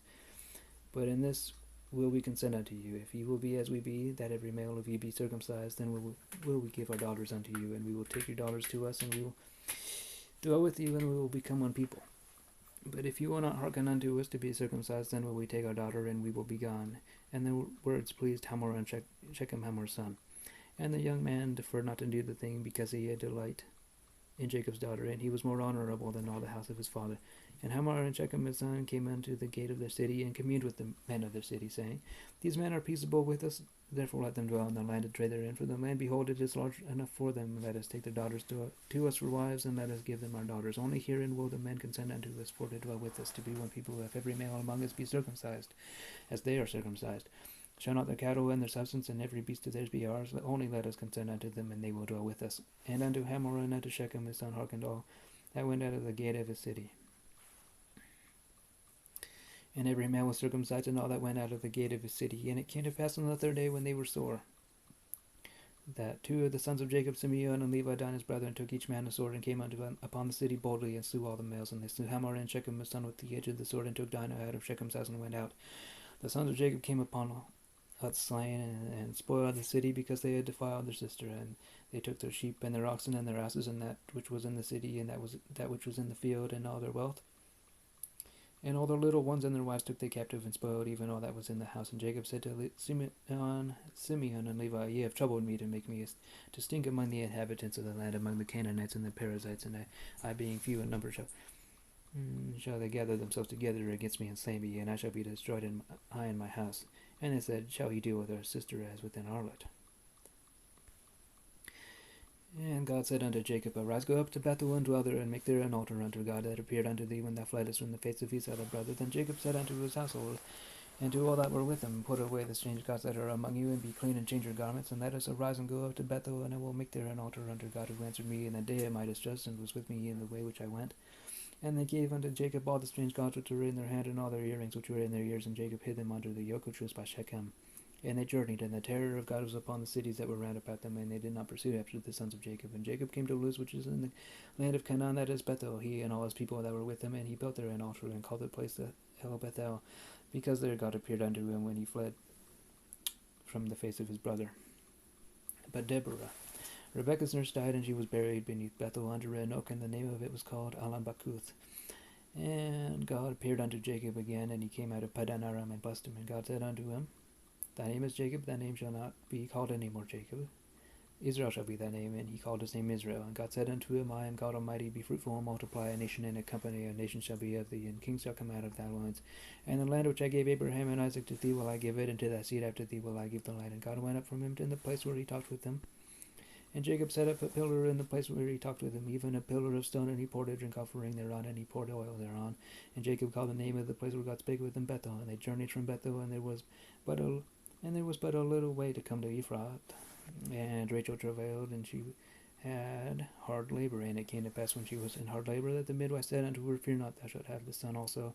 And it came to pass as her soul was in departing, for she died, that she called his name Benoni, but his father called him Benjamin. And Rachel died and was buried in the way to Ephrath, which is Bethlehem. And Jacob set a pillar upon her grave, that is the pillar of Rachel's grave unto this day. And Israel journeyed and spread his tent beyond the tower of Edar. And it came to pass when Israel dwelt in that land, that Reuben went and lay with Bilhah his father's concubine, and Israel heard it. But the sons of Jacob were 12. Now the sons of Jacob were 12, the sons of Leah, Reuben, Jacob's firstborn, and Simeon, and Levi, and Judah, and Issachar, and Zebulun, and the sons of Rachel, Joseph, and Benjamin, and the sons of Bilhah, Rachel's handmaid, Dan, and Naphtali, and the sons of Zebah, Leah's handmaid, Gad, and Asher. These are the sons of Jacob which were born to him in Padan Aram. And Jacob came unto Isaac his father unto Mamre, unto the city of Arba, which is Hebron, where Abraham and Isaac sojourned, and the days of Isaac were 160 years. And Isaac gave up the ghost and died, and was gathered unto his people, being old and full of days, and his sons Esau and Jacob buried him. Now these are the generations of Esau, which is Edom. Who is Edom?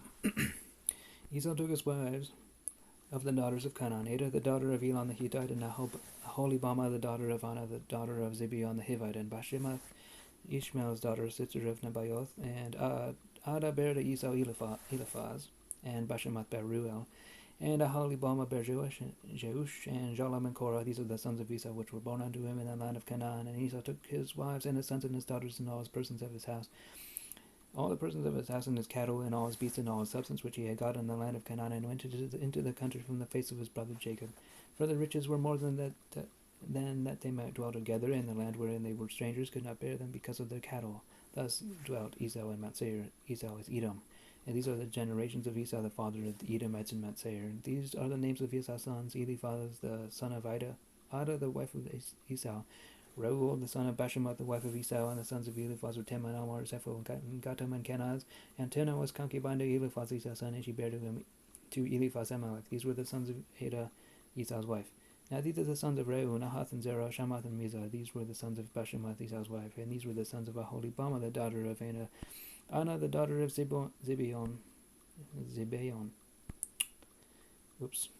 Esau's wife, and she bare to Esau Jeush and Jalam and Korah. These were the dukes of the sons of Esau, the sons of Eliphaz, the firstborn son of Esau, Duke Teman, Duke Omar, Duke Zipho, Duke Kenaz, Duke Korah, Duke Gatam, and Duke Amalek. These are the dukes that came of Eliphaz in the land of Edom. These were the sons of Ada. And these are the sons of Reu, Esau's son, Duke Nahath, the Duke Zerah, Duke Shamath, Duke Mizah. These are the dukes that came of Reuel in the land of Edom. These are the sons of Bashemath, Esau's wife. And these are the sons of Aholibama, Esau's wife, Duke Jeush, Duke Jalam, Duke Korah. These were the dukes that came of Aholibama, the daughter of Anna, Esau's wife. These are the sons of Esau, who was Edom, and these are the dukes. And these are the sons of Seir the Horite, who inhabited the land, Lotan, and Shobal, and Zibeon, and Anna, and Dishon, and Azar, and Dishon. These are the dukes of the Horites, the children of Seir in the land of Edom. And the children of Lotan were Hori and Himam, and Lotan's sister was Timnah, and the children of Shobal were these, Alvan and Manahath, and Ebal, Shepho, and Onam. And these are the children of Zibeon, both Ajah and Anna. This was that Anna that found the mules in the wilderness as he fed the asses of Zibeon his father. And the children of Anah were these: Dishon and Aholibamah, the daughter of Anah. And these are the children of Dishon: Hemdan and Ishban and Ithran and Keran. And the children of Bezer are these: Bilhan and Zavan and Akan. And the children of Dishon are these: Uz and Aran. These are the dukes that came of the Horites: Duke Loktan, Duke Shabal, Duke Zibeon, Duke Anah, Duke Dishon, Duke Dizar, Duke Dishon. These are the dukes that came of Hori among their dukes in the land of Seir. And these are the kings that reigned in the land of Edom before there reigned any king over the children of Bezer. And Bela the son of Beor reigned in Edom, and the name of the city was Dinhabah. And Bela died, and Jobab the son of Zerah and of Bozrah reigned in his stead. And Jobab died, and Husham of the land of Temani reigned in his stead. And Husham died, and Hadad the son of Bedad, who smote Midian in the field of Moab, reigned in his stead. And the name of his city was Avith. And Hadad died, and Samlah of Masrekah reigned in his stead. And Samlah died, and Saul of Rehoboth by the river reigned in his stead. And Saul died, and Baal-Hanan the son of Akbor reigned in his stead. And Baal-Hanan the son of Akbor died, and Hadad reigned in his stead. And the name of his city was Pau, and his wife's name was Mehatabel, the daughter of Matra, the daughter of Mezahab. And these are the names of the dukes that came of Esau, according to their families after the places by the names: Duke Timnah, Duke Alva, Duke Jeheth, Duke Aholibamah, Duke Elah, Duke Pinon, Duke Kenaz, Duke Temon, Duke Mibzar, Duke Magdiel, Duke Hiram. These are the dukes of Edom, according to their habitations in the land of their possession. He is Esau, the father of the Edomites. And Jacob dwelt in the land wherein his father was a stranger, in the land of Canaan. These are the generations of Jacob. Jacob, being 17 years old, was feeding the flock of his brethren, and the lad was with the sons of Bilhah. Joseph, being 17 years old, was feeding the flock with his brethren, and the lad was with the sons of Bilhah and with the sons of Zilpah, his father's wives. And Joseph brought unto his father their evil report. Now Esau loved Joseph more than all his children, because he was the son of his old age, and he made him a coat of many colors. And when his brethren saw that their father loved him more than all his brethren, they hated him and could not speak peaceably unto him. And Joseph dreamed a dream, and he told it his brethren. Then they hated him yet the more. And he said unto them, Hear, I pray you, this dream which I have dreamed. For behold, we were binding sheaves in the field, and lo, my sheaf arose and also stood upright. And behold, your sheep stood round about, and made obeisance to my sheaf. And his brethren said unto him, Shalt thou indeed reign over us, or shalt thou indeed have dominion over us? And they hated him yet the more for his dreams and for his words. And he dreamed yet another dream, and told it his brethren, and said, Behold, I have dreamed a dream more, and behold, the sun and the moon and the 11 stars made obeisance to me. And they told it to his father and to his brethren, and his father rebuked him, and said unto him, What is this dream that thou hast dreamed? Shall I and thy mother and thy brethren indeed come and bow down ourselves to thee to the earth? And his brethren envied him, but his father observed the saying, and his brethren went to feed their father's flock in Shechem. And Israel said unto Joseph, Do not thy father feed the flock in Shechem. Come, and I will send thee unto them. And he said to him, Here am I. And he said to him, Go, I pray thee, see whether it be well with thy brethren and with the flocks, and bring me word again. So he sent him out of the bow of Hebron, and he came to Shechem. And a certain man found him, and behold, he was wandering in the field. And the man asked him, saying, What seekest thou? And he said, I seek my brethren. I tell me, I pray thee, where they feed their flocks. And the man said, They are departed hence, for I heard them say, Let us go to Dothan. And Joseph went after his brethren, and found them in Dothan. And when they saw him afar off, even before he came near unto them, they conspired against him to slay him. And they said one to another, Behold, this dreamer cometh. Now come, therefore, and let us slay him, and cast him into some pit, and we will say, Some evil beast hath devoured him, and we shall see what will become of his dreams. And Reuben heard it, and he delivered him out of their hands, and said, Let us not kill him. And Reuben said unto them, Shed no blood, but cast him into this pit that is in the wilderness, and lay no hand upon him, that we might rid him that he might rid them out of their hands, to deliver them to his father again. And it came to pass, when Joseph was come unto his brethren, that they stripped Joseph out of his coat of many colors that was upon him, that was on him, and they took him and cast him into a pit, and the pit was empty, there was no water in it. And they sat down to eat bread, and they lifted up their eyes and looked, and behold, a company of Ishmaelites came from Gilead with their camels bearing spicery and balm and myrrh, going to carry it down to Egypt. And Judah said unto his brethren, What profit is it if we slay our brother and conceal his blood? Come and let us sell him to the Ishmaelites, and let not our hand be upon him, for he is our brother and our flesh. And the brethren were content. Now there passed by Midianites merchantmen, and they drew and lifted up Joseph out of the pit, and sold Joseph to the Ishmaelites for 20 pieces of silver, and they brought Joseph into Egypt. And Reuben returned unto the pit, and behold, Joseph was not in the pit, and he rent his clothes, and he returned unto his brethren, and said, The child is not nigh, whither shall I go? And they took Joseph's coat, and killed a kid of the goats, and dipped the coat in the blood, and they sent the coat of many colors, and they brought it to their father, and said, This have we found. Know now whether it be thy son's coat or no. And he knew it, and said, It is my son's coat, and evil beast hath devoured him. Joseph is without doubt rent in pieces. And Jacob rent his clothes, and put sackcloth upon his loins, and mourned for his son many days. And all his sons and all his daughters rose up to comfort him, but he refused to be comforted, for he said, For I will go down into the grave unto my son mourning. Thus his father wept for him, and the Midianites sold him into Egypt unto Potiphar, an officer of Pharaoh's and captain of the guard. And it came to pass at the time that Judah went down from his brethren and turned into a certain Adumelite, whose name was Hirah, and Judah saw there a daughter of a certain Canaanite, whose name was Shua, and he took her and went unto her, and she conceived and bare a son, and he called his name Er, and she conceived again and bare a son, and she called his name Onan, and she yet again conceived and bare a son, and called his name Shelah, and he was at Kesef when she bare him. And Judah took a wife for his firstborn, whose name was Tamar. And Judah's firstborn, was wicked in the sight of the Lord, and the Lord slew him. And Judah said unto Onan, Go in unto thy brother's wife and marry her, and raise up a seed to thy brother. And Onan knew that the seed should not be his. And it came to pass that when he went in unto his brother's wife, that he spilled it on the ground, lest that he should give seed to his brother. And the thing which he did displeased the Lord, wherefore he slew him also. Then said Judah to Tamar, his daughter-in-law, Remain a widow at thy father's house, till Shelah my son be grown. For he said, Lest peradventure he die also, as his brethren did. And Tamar went and dwelt in her father's house. And in process of time the daughter of Shua, Judah's wife, died, and Judah was comforted, and went up unto his sheep shearer to Timnath, he and his friend Hirah the Adulamite. And it was told Tamar, saying, Behold, thy father-in-law goeth up to Timnath to shear his sheep. And she put on her widow's garments off from her, and covered her with the veil, and wrapped herself, and sat in an open place which is by the way of Timnath, for she saw that Shelah was grown, and she was not given unto him to wife.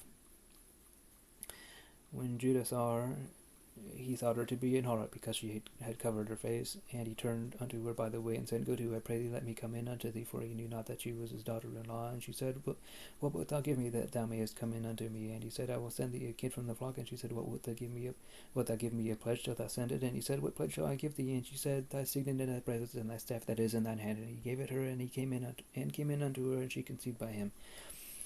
And she arose and went away, and laid by her veil from her, and put on the garments of her widowhood. And Judah sent the kid by the hand of his friend the Adulamite, to receive his pledge from the woman's hand, but he found her not.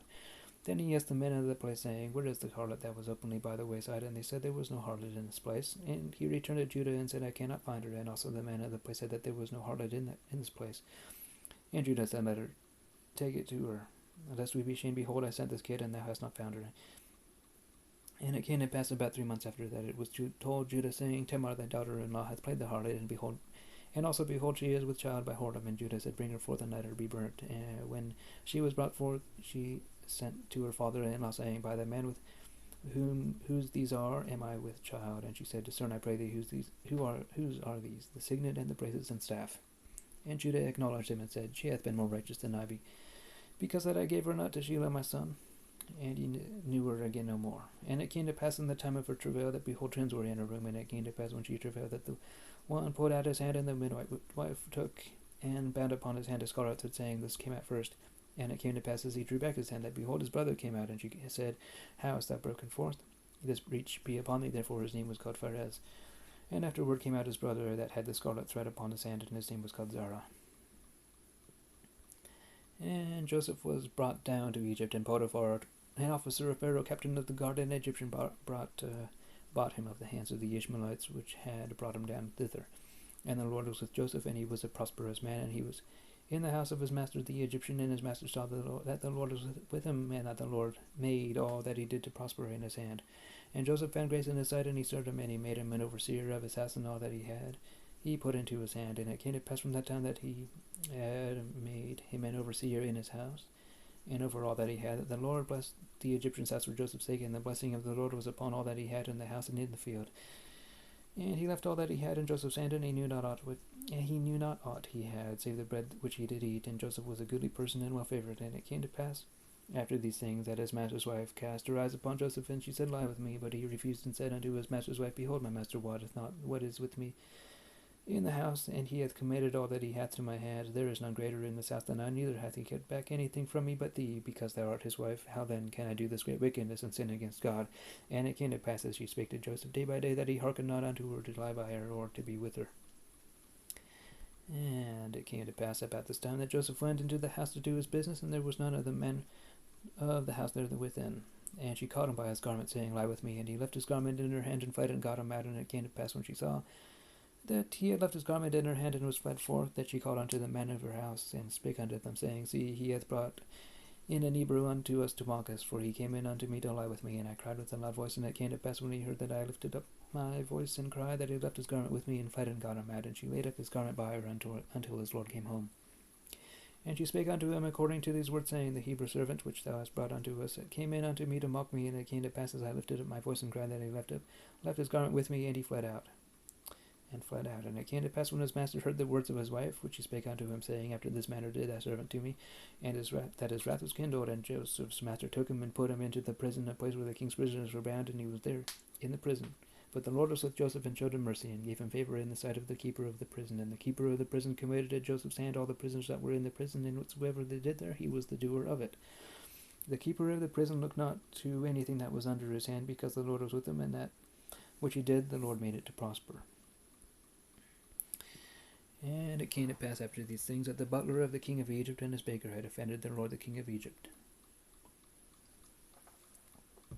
And Pharaoh was wroth against two of his officers, against the chief of the butlers, and against the chief of the bakers, and he put them in ward in the house of the captain of the guard into the prison, the place where Joseph was bound. And the captain of the guard charged Joseph with them, and he served them, and they continued a season in ward. And they dreamed a dream, both of them, each man his dream in one night, each man according to the interpretation of his dream, the butler and the baker of the king of Egypt, which were bound in the prison. And Joseph came in unto them in the morning, and looked upon them, and behold, they were sad. And he asked Pharaoh's officers that were with him in the ward of his lord's house, saying, Wherefore look ye so sadly today? And they said unto him, We have dreamed a dream, and there is no interpreter of it. And Joseph said unto them, Do not interpretations belong to God? Tell me them, I pray you. And the chief butler told his dream to Joseph, and said to him, In my dream, behold, a vine was before me, and in the vine there were 3 branches, and it was as though it budded, and her blossoms shot forth, and the clusters thereof brought forth ripe grapes. And Pharaoh's cup was in my hand, and I took the grapes and pressed them into Pharaoh's cup, and I gave the cup into Pharaoh's hand. And Joseph said unto him, This is the interpretation of it. The branches are 3 days, yet within 3 days shall Pharaoh lift up thine head, and restore thee unto thy place, and thou shalt deliver Pharaoh's cup into his hand after the former manner when thou wast his butler. But think on me when it shall be well with thee, and show kindness, I pray thee, unto me, and make mention of me unto Pharaoh, and bring me out of this house. For indeed I was stolen away out of the land of the Hebrews, and here also have I done nothing that they should put me into the dungeon. When the chief baker saw that the interpretation was good, he said unto Joseph, I also was in my dream, and behold, I had 3 white baskets on my head, and in the uppermost basket there was of all manner of baked meats for Pharaoh, and the birds did eat them out of the basket upon my head. And Joseph answered and said, This is the interpretation thereof. The 3 baskets are 3 days, and yet within 3 days shall Pharaoh lift up thy head from off thee, and shall hang thee on a tree, and the birds shall eat thy flesh from off thee. And it came to pass the 3rd day, which was Pharaoh's birthday, that he made a feast unto all his servants, and he lifted up the head of the chief butler and of the chief baker among his servants, and he restored the chief butler unto his butlership again, and he gave the cup into Pharaoh's hand, but he hanged the chief baker, as Joseph had interpreted to them.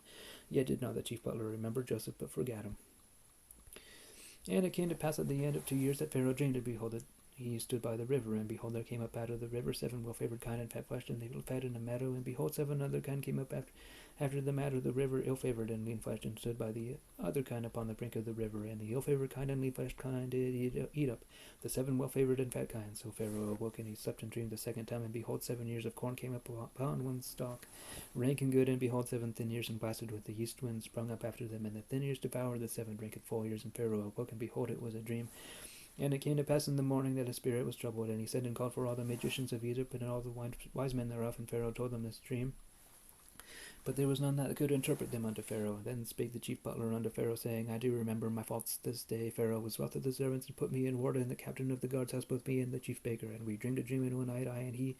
We dreamed each man according to the interpretation of his dream. And there was there with us a young man, an Hebrew servant to the captain of the guard, and we told him, and he interpreted to us to our dreams, to each man according to his dream he did interpret. And it came to pass as he interpreted to us, so it was. Me he restored unto mine office, and him he hanged. Then Pharaoh sent and called Joseph, and they brought him hastily out of the dungeon, and he shaved himself and changed his raiment, and came in unto Pharaoh. And Pharaoh said unto Joseph, I have dreamed a dream, and there is none that can interpret it, and I have heard say of thee that thou can understand a dream to interpret it. And Joseph answered Pharaoh, saying, It is not in me. God shall give Pharaoh an answer of peace. And Pharaoh said unto Joseph, In my dream, behold, I stood upon the bank of the river, and behold, there came up out of the river 7 kine, fat-fleshed and well-favored, and they fed in a meadow, and behold, 7 other kine came up after them, poor and very ill-favored and lean-fleshed, such as I never saw in all the land of Egypt for badness. And the lean and the ill-favored kine did eat up the first 7 fat kine, and they that had eaten them up, it could not be known that they had eaten them, but they were still ill-favored as at the beginning, so I awoke. And I saw in my dream, and behold, 7 years came up on one stalk, full and good, and behold, 7 years withered thin and blasted with the east wind sprung up after them, and the thin ears devoured the 7 good ears. And I told this unto the magicians, and there was none that could declare it to me. And Joseph said unto Pharaoh, the dream of Pharaoh was one. God hath showed Pharaoh that what he is about to do.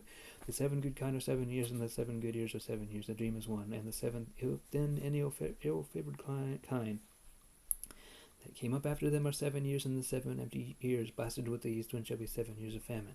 This is the thing which I have spoken unto Pharaoh, which God is about to do. What God is about to do, he showeth unto Pharaoh. Behold, there come 7 years of great plenty throughout all the land of Egypt, and there shall arise after them 7 years of famine, and all the plenty shall be forgotten in the land of Egypt, and the famine shall consume the land. And the plenty shall not be known in the land by reason of that famine following, for it shall be very grievous. And for that the dream was doubled unto Pharaoh twice. It is because the thing is established by God, and God will shortly bring it to pass. Now therefore let Pharaoh look at a man discreet and wise, and set him over the land of Egypt. Let Pharaoh do this, and let him appoint officers over the land, and take up the 5th part of the land of Egypt in the 7 plenteous years, and let them gather all the food of those good years that come, and lay up corn under the hand of Pharaoh, and let them keep food in the cities. And that food shall be for store to the land against the 7 years of famine, which shall be in the land of Egypt, that the land perish not through the famine. And the thing was good in the eyes of Pharaoh, and in the eyes of all his servants. And Pharaoh said unto his servants, Can we find such a one as this, a man in whom the Spirit of God is? And Pharaoh said unto Joseph, Forasmuch as God hath showed thee all this, that there is none so discreet and wise as thou art, thou shalt be over my house, and according unto thy word shall all my people be ruled. Only in the throne will I be greater than thou. And Pharaoh said unto Joseph, See, I have set thee over all the land of Egypt. And Pharaoh took off his ring from his hand, and put it upon Joseph's hand, and arrayed him in vestures of fine linen, and put a gold chain about his neck. And he made him to ride in the 2nd chariot which he had, and they cried before him, Bow the knee. And he made him ruler over all the land of Egypt. And Pharaoh said unto Joseph, I am Pharaoh, and without thee shall no man lift up his hand or food in all the land of Egypt. And Pharaoh called Joseph's name Zaphnath-Paneah. And he gave him to wife Asenath, the daughter of Potiphar, priest of On. And Joseph went out over all the land of Egypt. And Joseph was 30 years old when he stood before Pharaoh, king of Egypt. And Joseph went out from the presence of Pharaoh, and went throughout all the land of Egypt. And in the 7 plenteous years the earth brought forth by handfuls, and he gathered up all the food of the 7 years which were in the land of Egypt, and laid up the food in the cities. The food of the field which was round about every city laid he up in the same. And Joseph gathered corn as the sand of the sea very much, until he left numbering, for it was without number. And unto Joseph were born 2 sons before the years of famine came, which Asenath the daughter of Potiphar, priest of On, bare unto him. And Joseph called the name of the firstborn Manasseh, for God said, He hath made me forget all my toil and all my father's house. And the name of the second he called Ephraim, for God hath caused me to be fruitful in the land of my affliction. And the 7 years of plenteousness which was in the land of Egypt were ended, and the 7 years of dearth began to come, according as Joseph had said. And the dearth was in all lands, but in all the land of Egypt there was bread. And when all the land of Egypt was famished, the people cried to Pharaoh for bread. And Pharaoh said unto the Egyptians, Go unto Joseph, what he saith to you do.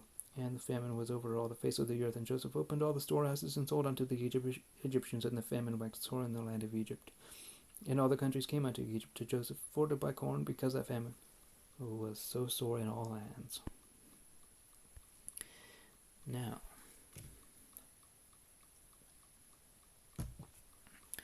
when Jacob saw that there was corn in Egypt, Jacob said unto his sons, Why do you look one upon another? And he said, Behold, I have heard that there is corn in Egypt. Get you down thither, and buy for us from thence, that we may live and not die.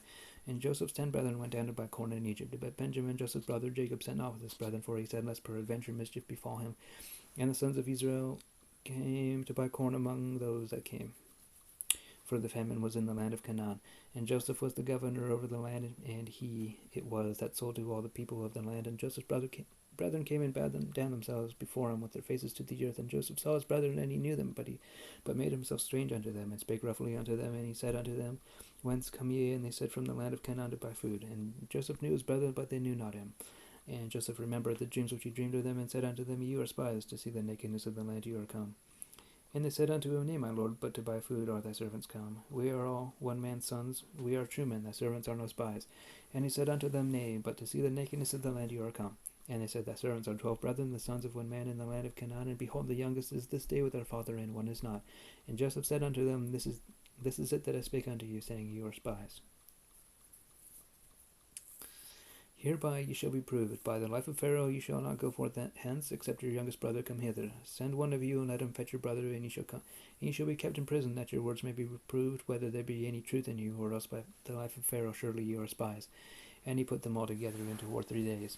And Joseph said unto them the third day, This do and live, for I fear God. If you be true men, let one of your brethren be bound in the house of your prison. Go ye carry corn for the famine of your houses, but bring your youngest brother unto me, so shall your words be verified, and ye shall not die. And they did so.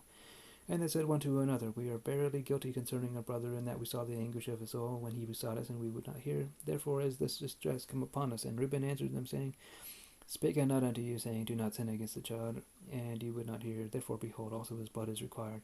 And they knew not that Joseph understood them, for he spake unto them by an interpreter. And he turned himself about from them, and wept, and returned to them again, and communed with them, and took from them Simeon, and bound him before their eyes. And Joseph commanded to fill their sacks with corn, and to restore every man's money into his sack, and to give them provision for the way. And thus did he unto them.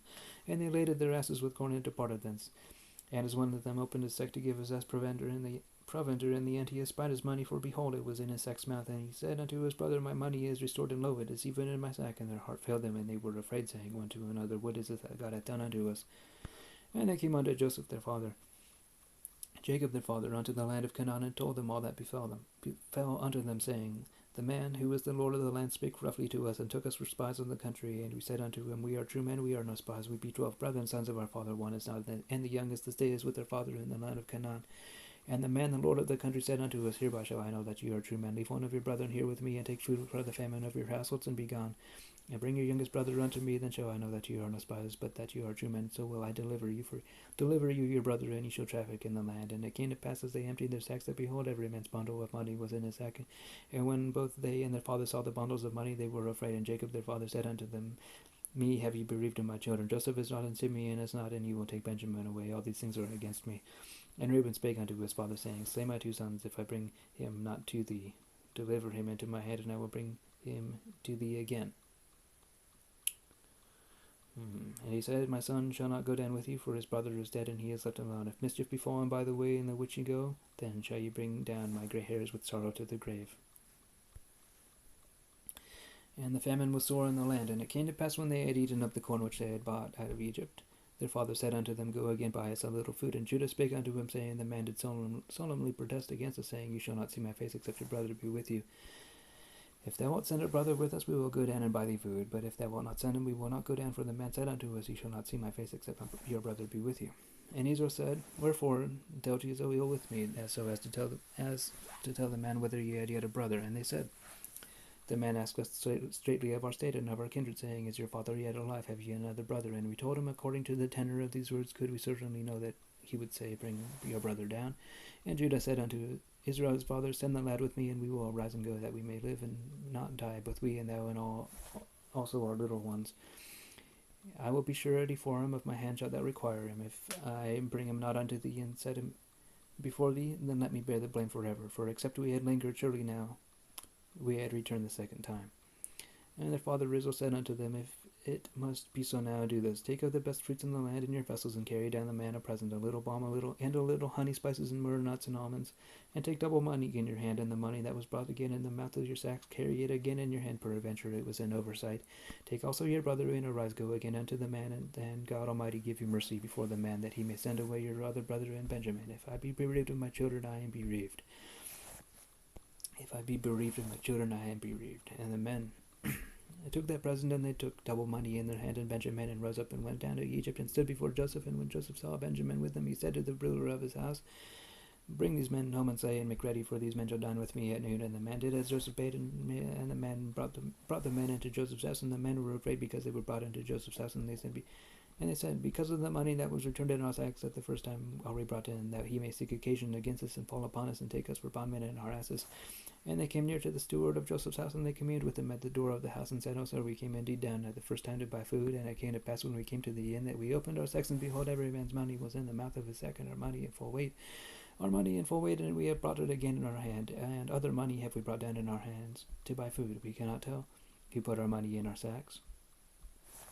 And he said, Peace be to you, fear not. Your God and the God of your father hath given you treasure in your sacks. I had your money. And he brought Simeon out unto them, and the man brought the men into Joseph's house, and gave them water, and they washed their feet, and he gave their asses provender. And they made ready the present against Joseph came at noon, for they heard that they should eat bread there. And when Joseph came home, they brought him the present which was in their hand into the house, and bowed themselves to him to the earth. And he asked them of their welfare, and said, Is your father well? The old man of whom you spake, is he yet alive? And they answered, That servant, our father, is in good health, he is yet alive. And they bowed down their heads and made obeisance. And he lifted up his eyes and saw his brother Benjamin, his mother's son, and said, Is this your younger brother, of whom you spake unto me? And he said, God be gracious unto thee, my son. And Joseph made haste for his bowels did yearn upon his brother, and he sought where to weep, and he entered into his chamber and wept there, and he washed his face and went out and refrained himself, and set on bread. And they set on for him by himself, and for them by themselves, and for the Egyptians which did eat with them by themselves, because the Egyptians might not eat bread with the Hebrews, for that is an abomination unto the Egyptians. And they set before him the firstborn according to his birthright, and the youngest according to his youth, and the man marveled one at another. And he took and sent messes unto them from before him, but Benjamin's mess was 5 times so much as any of theirs, and they drank and were merry with him. And he commanded the steward of his house, saying, Fill the men's sacks with food as much as they can carry, and put every man's money in his sack's mouth, and put my cup, the silver cup, in the sack's mouth of the youngest, and his corn money. And he did according to the word that Joseph had spoken. As soon as the morning was light, the men were sent away, they and their asses, and when they were gone out of the city, and not yet far off, Joseph said unto his steward, Up, follow after the men, and when thou dost overtake them, say unto them, Wherefore have you rewarded evil for good? Is not this it in which my Lord drinketh, and whereby indeed he defineth ye have done evil in so doing? And he overtook them, and spake unto them these same words. And they said unto him, Wherefore saith my Lord these words? God forbid that thy servant should do according to this thing. Behold, the money which we found in our sack's mouth we brought again unto thee out of the land of Canaan. How then should we steal out of the Lord's house? Out of thy Lord's house, silver or gold, with whomsoever of thy servants it be found, both let him die, and we also will be my Lord's bondmen. And he said, Now also let it be according to your words. He with whom it is found shall be my servant, and ye shall be blameless. Then they speedily took down every man his sack to the ground, and opened every man his sack. And he searched and began at the eldest, and left at the youngest, and the cup was found in Benjamin's sack. Then they rent their clothes, and laid it every man his ass, and returned to the city. And Judah and his brethren came to Joseph's house, for he was yet there. And they fell before him on the ground, and Joseph said unto them, What deed is this that ye have done? Wot ye not what hath such a man as I can certainly divine? And Judah said, What shall we say unto my Lord? What shall we speak? Or how shall we clear ourselves? God hath found out the iniquity of thy servants. Behold, we are my Lord's servants, both we and he also with whom the cup is found. And he said, God forbid that I should do so, but the man in whose hand the cup is found, he shall be my servant. And as for you, get you up in peace unto your father. Then Judah came near unto him, and said, O my Lord, let thy servant, I pray thee, speak a word in my Lord's ears, and let not thine anger burn against thy servant, for thou art even as Pharaoh. My Lord asked his servant, saying, Have ye a father or a brother? And we said unto the Lord, We have a father, an old man, and a child of his old age, a little one, and his brother is dead, and he alone slept of his mother, and his father loveth him.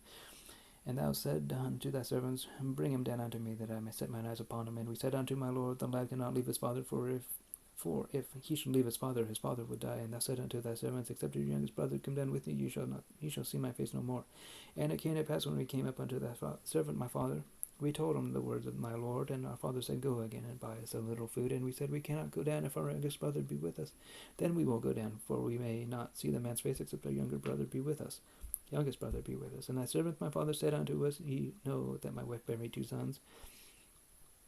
And the one went out from me, and I said, Surely he is torn in pieces, and I saw him not since. And if he take this also from me, and mischief befall him, he shall bring down my grey hairs with sorrow to the grave. Now therefore when I come to thy servant my father, and the lad be not with us, seeing that his life is bound up in the lad's life, it shall come to pass, when he seeth that the lad is not with us, that he will die, and thy servant shall bring down the grey hairs of thy servant our father with sorrow to the grave. For that servant surely became surety for the lad unto my father, saying, If I bring him not unto thee, then I shall bear the blame to my father forever. Now therefore I pray thee, let thy servant abide instead of the lad, a bondman to my Lord, and let the lad go up with his brethren. For how shall I go up to my father, and the lad be not with me, lest peradventure I see the evil that shall come on my father? Then Joseph could not refrain himself before all them that stood by him, and he cried, Cause every man to go out from me. And there stood no man with him, while Joseph made himself known unto his brethren. And he wept aloud, and the Egyptians in the house of Pharaoh heard. And Joseph said unto his brethren, I am Joseph, doth my father yet live? And his brethren could not answer him, for they were troubled at his presence. And Joseph said unto his brethren, Come near, I pray you. And they came near, and he said, I am Joseph your brother, whom you sold into Egypt. Now therefore be not grieved nor angry with yourselves that you sold me hither, for God did send me before you to preserve life. For these 2 years hath the famine been in the land, and yet there are 5 years in the which there shall neither be earing nor harvest. And God sent me before you to preserve you a posterity in the earth, and to save your lives by a great deliverance. So now it was not you that sent me hither, but God, and for he hath made me a father to Pharaoh, the Lord of all his house, and a ruler throughout all the land of Egypt. Haste ye and go up to my father, and say unto him, Thus saith thy son Joseph, God hath made me Lord of all Egypt. Come down unto me, tarry not. And thou shalt dwell in the land of Goshen, and thou shalt be near unto me, thou and thy children, and thy children's children, and thy flocks, and thy herds, and all that thou hast, and there will I nourish thee. For yet there are 5 years of famine, lest thou and thy household and all that thou hast come to poverty. And behold, here I see in the eyes of my brother Benjamin that it is my mouth that speaketh unto you. And ye shall tell my father of all my glory in Egypt, and of all that ye have seen. And he shall haste and bring down my father hither. And he fell upon his brother Benjamin's neck, and wept. And Benjamin wept upon his neck. Moreover, he kissed all his brethren, and wept upon him. And after his brethren talked with him. And the fame thereof was heard in Pharaoh's house, saying, Joseph's brethren are come. And it pleased Pharaoh well, and his servants. And Pharaoh said unto Joseph, Say unto thy brethren, This do ye, lay your beasts, and go get you unto the land of Canaan, and take your father and your households, and come unto me, and I will give you the good of the land of Egypt, and ye shall eat the fat of the land. Now thou art commanded this do ye, take you wagons out of the land of Egypt for your little ones and for your wives, and bring your father, and come. And regard not your stuff, for the good of all the land of Egypt is yours. And the children of Israel did so, and Joseph gave them wagons according to the commandment of Pharaoh, and gave them provision for the way. To all of them he gave each man changes of raiment, but to Benjamin he gave 300 pieces of silver and 5 changes of raiment. And to his father he sent after this manner 10 asses laden with the good things of Egypt, and 10 she-asses laden with the corn and bread and meat for his father by the way. So he sent his brethren away, and they departed, and he said unto them, See that ye fall not out by the way. And they went up out of Egypt, and came unto the land of Canaan, unto Jacob their father. And he told them, saying, Joseph is yet alive, and he is governor over all the land of Egypt. And Jacob's heart fainted, for he believed them not. And they told him all the words of Joseph which he had said unto them. And when he saw the wagons which Joseph had sent to carry him, and the spirit of Jacob their father revived. And Israel said, It is enough, Joseph my son is yet alive, I will go and see him before I die. And Israel took his journey with all that he had, and came to Beersheba, and offered sacrifices unto God, the God of Isaac, his father Isaac. And God spake unto Israel in the visions of the night, and said, Jacob, Jacob. And he said, Here am I. And he said, I am God, the God of thy father. Fear not to go down to Egypt, for I will there make of thee a great nation. I will go down with thee into Egypt, and I will also surely bring thee up again. And Joseph shall put his hand upon thine eyes. And Jacob arose from Beersheba, and the sons of Israel carried Jacob their father and their little ones and their wives in the wagons which Pharaoh had sent to carry him. And they took their cattle and their goods which they had gotten in the land of Canaan, and came into Egypt. Jacob and all his seed with him, his sons and his sons' sons with him, his daughters and his sons' daughters, and all his seed brought he with him into Egypt.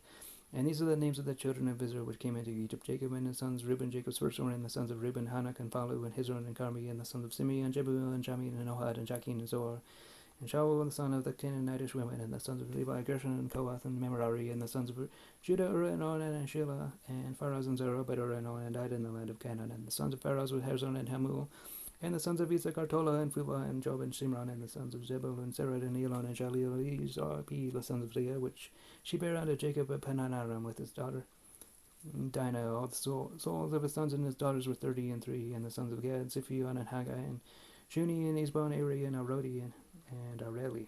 And the sons of Basher, Jimnah, and Yeshua, and Isui, and Beriah, and Sarah the daughter. And the sons of Beriah, Heber, and Machiel.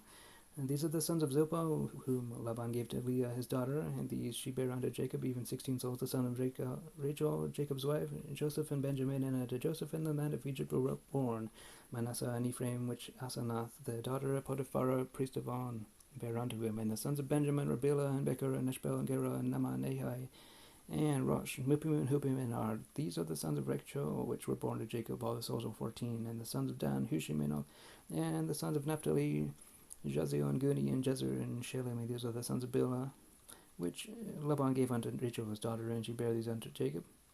All the souls were 7, and all the souls that came with Jacob into Egypt, which came out of his loins, beside Jacob's sons' wives, all the souls were 66. And the sons of Joseph, which were born him in Egypt were 2 souls of the souls of the house of Jacob, which came into Egypt were 60. And he sent Judah before him unto Joseph to direct his face unto Goshen, and they came into the land of Goshen. And Joseph made ready his chariot, and went up to meet Israel his father to Goshen, and presented himself unto him, and he fell on his neck, and wept on his neck a good while. And Israel said unto Joseph, Now let me die, since I have seen thy face, because thou art yet alive. And Joseph said unto his brethren and to his father's house, I will go up and show Pharaoh, and say unto him, My brethren and my father's house, which were in the land of Canaan, are come unto me. And the men are shepherds, for their trade hath been to feed cattle, and they have brought their flocks and their herds, and all that they have. And it shall come to pass, when Pharaoh shall call you, and shall say, What is your occupation? That ye shall say, Thy servant's trade hath been about cattle from our youth even until now, both we and also our fathers, that ye may dwell in the land of Goshen, for every shepherd is an abomination unto the Egyptians. Then Joseph came and told Pharaoh, and said, My father and my brethren and their flocks and their herds and all that they have are come out of the land of Canaan, and behold, they are in the land of Goshen. And he took some of his brethren, even 5 men, and presented them unto Pharaoh. And Pharaoh said unto his brethren, What is your occupation? And they said unto Pharaoh, Thy servants are shepherds, both we and also our fathers. And they said moreover unto Pharaoh, For to sojourn in the land are we come, for thy servants have no pasture for their flocks, for the famine is sore in the land of Canaan. Now therefore we pray thee, let thy servants dwell in the land of Goshen. And Pharaoh spake unto Joseph, saying, That father and thy brethren are come unto thee. The land of Egypt is before thee, and the best of the land make thy father and brethren to dwell. In the land of Goshen let them dwell. And if thou knowest any men of activity among them, then make them rulers over my cattle. And Joseph brought in Jacob his father, and set him before Pharaoh, and Jacob blessed Pharaoh. And Pharaoh said unto Jacob, How old art thou? And Jacob said unto Pharaoh, The days of the years of my pilgrimage are 130 years. Few and evil hath the days of the years of my life been, and have not attained unto the days of the years of the life of my fathers, in the days of their pilgrimage. And Jacob blessed Pharaoh, and went out from before Pharaoh. And Joseph placed his father and his brethren, and gave them a possession in the land of Egypt, and the best of the land in the land of the Ramses, as Pharaoh had commanded. And Joseph nourished his father and his brethren and all his father's household with bread according to their families. And there was no bread in all that land, for the famine was very sore, so that the land of Egypt and all the land of Canaan fainted by reason of the famine. And Joseph gathered up all the money that was found in the land of Egypt and in the land of Canaan for the corn which they brought. And Joseph brought the money into Pharaoh's house for the corn which they bought. And Joseph brought the money into Pharaoh's house. And when the money failed in the land of Egypt and in the land of Canaan, all the Egyptians came unto Joseph and said, Give us bread, for why should we die in thy presence? For the money faileth. And Joseph said, Give your cattle, and I will give you for your cattle, if money fail.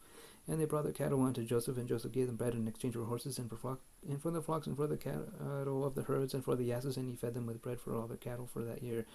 And when that year was ended, they came unto him the 2nd year, and said unto him, We will not hide it from my lord, how that our money is spent. My lord also hath our herds of cattle. There is not aught left in the sight of my lord, but our bodies and our lands. Wherefore shall we die before thine eyes, both we and our land? Buy us and our land for bread, and we and our land will be servants unto Pharaoh, and give us seed that we may live and not die, that the land be not desolate. And Joseph bought all the land of Egypt for Pharaoh, for the Egyptians sold every man his field, because the famine prevailed over them, so the land became Pharaoh's. And as for the people, he removed them to cities, from one end of the borders of Egypt even to the other end thereof. Only the land of the priests bought he not, for the priests had a portion assigned them of Pharaoh, and did eat the portion which Pharaoh gave them, wherefore they sold not their lands. Then Joseph said unto the people, Behold, I have bought you this day and your land for Pharaoh. Lo, here is seed for you, and you shall sow the land. And it shall come to pass in the increase that ye shall give the 5th part unto Pharaoh, and 4 parts shall be your own for seed of the field, and for your food, and for them of your households, and for food for your little ones. And they said, Thou hast saved our lives, let us find grace in the sight of my lord, and we will be Pharaoh's servants. And Joseph made it a law over the land of Egypt unto this day, that Pharaoh should have the 5th part, except the land of the priests only, which became not Pharaoh's. And Israel dwelt in the land of Egypt, in the country of Goshen, and they had possessions therein, and grew and multiplied exceedingly. And Jacob lived in the land of Egypt 17 years, so the whole age of Jacob was 147 years. And the time drew nigh that Israel must die, and he called his son Joseph, and said unto him, If now I have found grace in thy sight, put, I pray thee, thy hand under my thigh, and deal kindly and truly with me. Bury me not, I pray thee, in Egypt, but I will lie with my fathers, and thou shalt carry me out of Egypt to bury me in the burying place. And he said, I will do as thou hast said. And he said, Swear unto me. And he sware unto him, and Israel bowed himself upon the bed's head.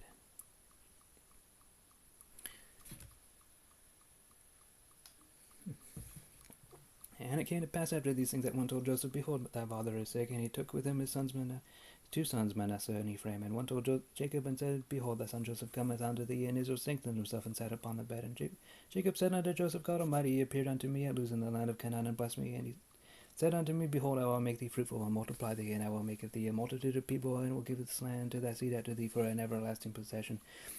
And now thy two sons Ephraim and Manasseh, which were born unto thee in the land of Egypt, before I came unto thee into Egypt, are mine, as Simeon, Reuben and Simeon, they shall be mine. And thy issue, which thou begettest after them, shall be thine, and shall be called after the name of their brethren and their inheritance. And as for me, when I came from Padan, Rachel died by me in the land of Canaan in the way, when yet there was but a little way to come unto Ephrath. And I buried her there in the way of Ephrath, the same as Bethlehem. And Israel beheld Joseph's sons and said, Whose are these? And Joseph said unto his father, They are my sons, whom God hath given me in this place. And he said, Bring them, I pray thee, unto me, and I will bless them. Now the eyes of Israel were dim for age, so that he could not see, and he brought them near unto him, and he kissed them and embraced them. And Israel said unto Joseph, I had not thought to see thy face, and lo, God hath showed me also thy seed. And Joseph brought them out from between his knees, and he bowed himself with his face to the earth. And Joseph took them both, Ephraim in his right hand toward Israel's left hand, and Manasseh in his left hand toward Esau's right hand, and brought them near unto him. And Israel reached out his right hand and laid it upon Ephraim's head, who was the younger, and his left hand upon Manasseh's head, guiding his hands wittingly, for Manasseh was the firstborn. And he blessed Joseph and said, God, before whom my fathers Abraham and Isaac did walk, the God which fed me all my life long unto this day, the angel which redeemed me from all evil, bless the lads, and let my name be named on them in the name of my fathers Abraham and Isaac, and let them grow into a multitude in the midst of the earth. And when Joseph saw that his father laid his right hand upon the head of Ephraim, it displeased him, and he held up his father's hand to remove it from Ephraim's head unto Manasseh's head. And Joseph said unto his father, Not so, my father, for this is the firstborn, put thy right hand upon his head. And his father refused and said, I know it, my son, I know it. He also shall become a people, and he also shall be great. But truly his younger brother shall be greater than he, and his seed shall become a multitude of nations. And he blessed them that day, saying, And thee shall Israel bless, saying, God make thee as Ephraim and as Manasseh. And he said, Ephraim before Manasseh. And Israel said unto Joseph, Behold, I die, but God shall be with you, and bring you again unto the land of your fathers. Moreover, I have given to thee one portion above thy brethren, which I took out of the hand of the Amorite with my sword and with my bow. And Jacob called unto his sons and said, Gather yourselves together, that I may tell you that which shall befall you in the last days. Gather yourselves together, and hear, ye sons of Jacob, and hearken unto Israel your father. Reuben, thou art my firstborn, my might, and the beginning of my strength, the excellency of dignity, and the excellency of power. And stable as water, thou shalt not excel, because thou wentest up to thy father's bed. Then defilest thou it, and he went up to my couch. Simeon and Levi, your brethren, instruments of cruelty, are in their habitations. O my soul, come not thou into their secret, unto their assembly. Mine honor be not thou united. For in anger they slew a man, and in their self-will they dig down a wall. Cursed be their anger, for it was fierce, and their wrath, for it was cruel. I will divide them in Jacob, and scatter them in Israel. Judah, thou art he whom thy brethren shall praise. Thy hand shall be in the neck of thine enemies. Thy father's children shall bow down before thee. Judah is a lion's whelp from the prey. My son, thou art gone up. He stooped down, and he crouched as a lion, and as an old lion. Who shall rouse him up? The scepter shall not depart from Judah, nor a lawgiver from between his feet, until Shiloh come, and to him shall the gathering of the people be. Binding his foal unto the vine, and as is gold unto the choice vine. He washed his garments in wine, and his clothes in the blood of grapes. His eyes shall be red with wine, and his teeth white with milk. Zebulun shall dwell at the haven of the sea, and he shall be for an haven of ships, and his border shall be unto Zidon. Issachar is the strongest, crouching down between two burdens. And he saw that rest was good in the land, that it was pleasant, and bowed his shoulder to bear, and became a servant unto tribute. Dan shall judge his people as one of the tribes of Israel. Dan shall be a serpent by the way, an adder in the path that biteth the horse heel, so that his rider shall fall backward. I have waited for thy salvation, O Lord. Gad, a troop shall overcome him, but he shall overcome at the last. Out of Asher his bread shall be fat, and he shall yield royal dainties. Naphtali is a hind let loose, he giveth goodly words. Joseph is a fruitful bough, even a fruitful bough by a well, whose branches run over the wall. The archers have sorely grieved him, and shot at him, and hated him. But his bow abode in strength, and the arms of his hands were made strong by the hands of the mighty God of Jacob. From thence is the shepherd, the stone of Israel. Even by the God of thy father, who shall help thee, and by the Almighty, who shall bless thee with blessings of heaven above, blessings of the deep that lieth under, blessings of the breast and of the womb. And the blessings of thy father have prevailed above the blessings of my progenitors unto the utmost bound of the everlasting hills. They shall be on the head of Joseph, and on the crown of the head of him that was separate from his brethren. Benjamin shall raven as a wolf. In the morning he shall devour the prey, and at night he shall divide the spoil. All these are the 12 tribes of Israel, and this is it that their father spake unto them, and blessed them every one according to his blessing he blessed them. And he charged them and said unto them, I am to be gathered unto my people. Bury me with my fathers in the cave that is in the field of Ephron the Hittite, in the cave that is in the field of Machpelah, which is before Mamre, in the land of Canaan, which Abraham bought with the field of Ephron the Hittite for a possession of a burying place. There they buried Abraham and Sarah his wife. There they buried Isaac and Rebekah his wife, and there I buried Leah. The purchase of the field and of the cave that is therein was from the children of Heth. And when Jacob had made an end of commanding his sons, he gathered up his feet into the bed, and yielded up the ghost, and was gathered unto his people. And Joseph fell upon his father's face, and wept upon him, and kissed him.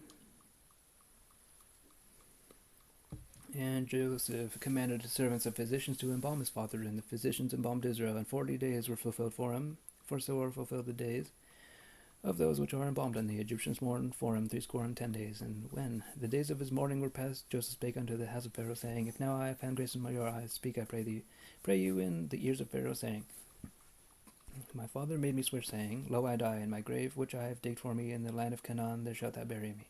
Now therefore let me go up, I pray thee, and bury my father, and I will come again. And Pharaoh said, Go up and bury thy father, according as he made thee swear.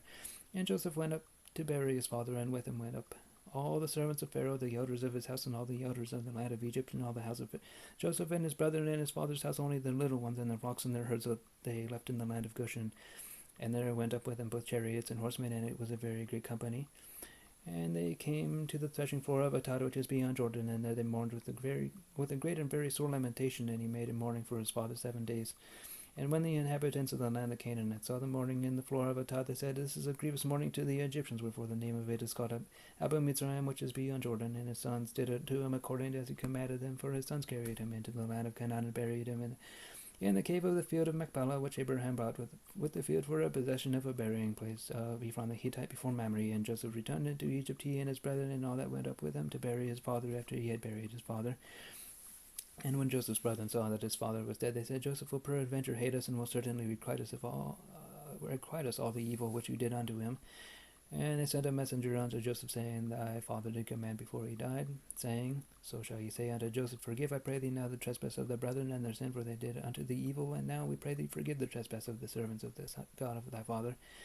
And Joseph wept when they spake unto him, and his brethren also went and fell down before his face, and they said, Behold, we be thy servants. And Joseph said unto them, Fear not, for am I in the place of God? But as for you, ye thought evil against me, but God meant it unto good, to bring it to pass as it is this day, to save much people alive. Now therefore fear ye not, I will nourish you and your little ones.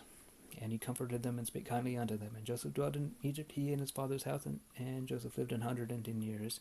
And Joseph saw Ephraim's children of the third generation. The children also of Machir the son of Manasseh were brought upon Joseph's knees. And Joseph said unto his brethren, I die, and God will surely visit you, and bring you out of this land unto the land which he sware unto Abraham, to Isaac, and to Jacob. And Joseph took an oath of the children of Israel, saying, God will surely visit you, and you shall carry up my bones from hence. So Joseph died, being 110 years old, and they embalmed him, and he was put in a coffin in Egypt.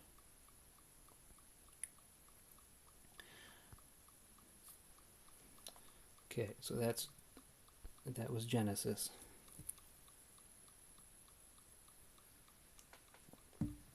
Okay, thanks for watching. I'll be back tomorrow.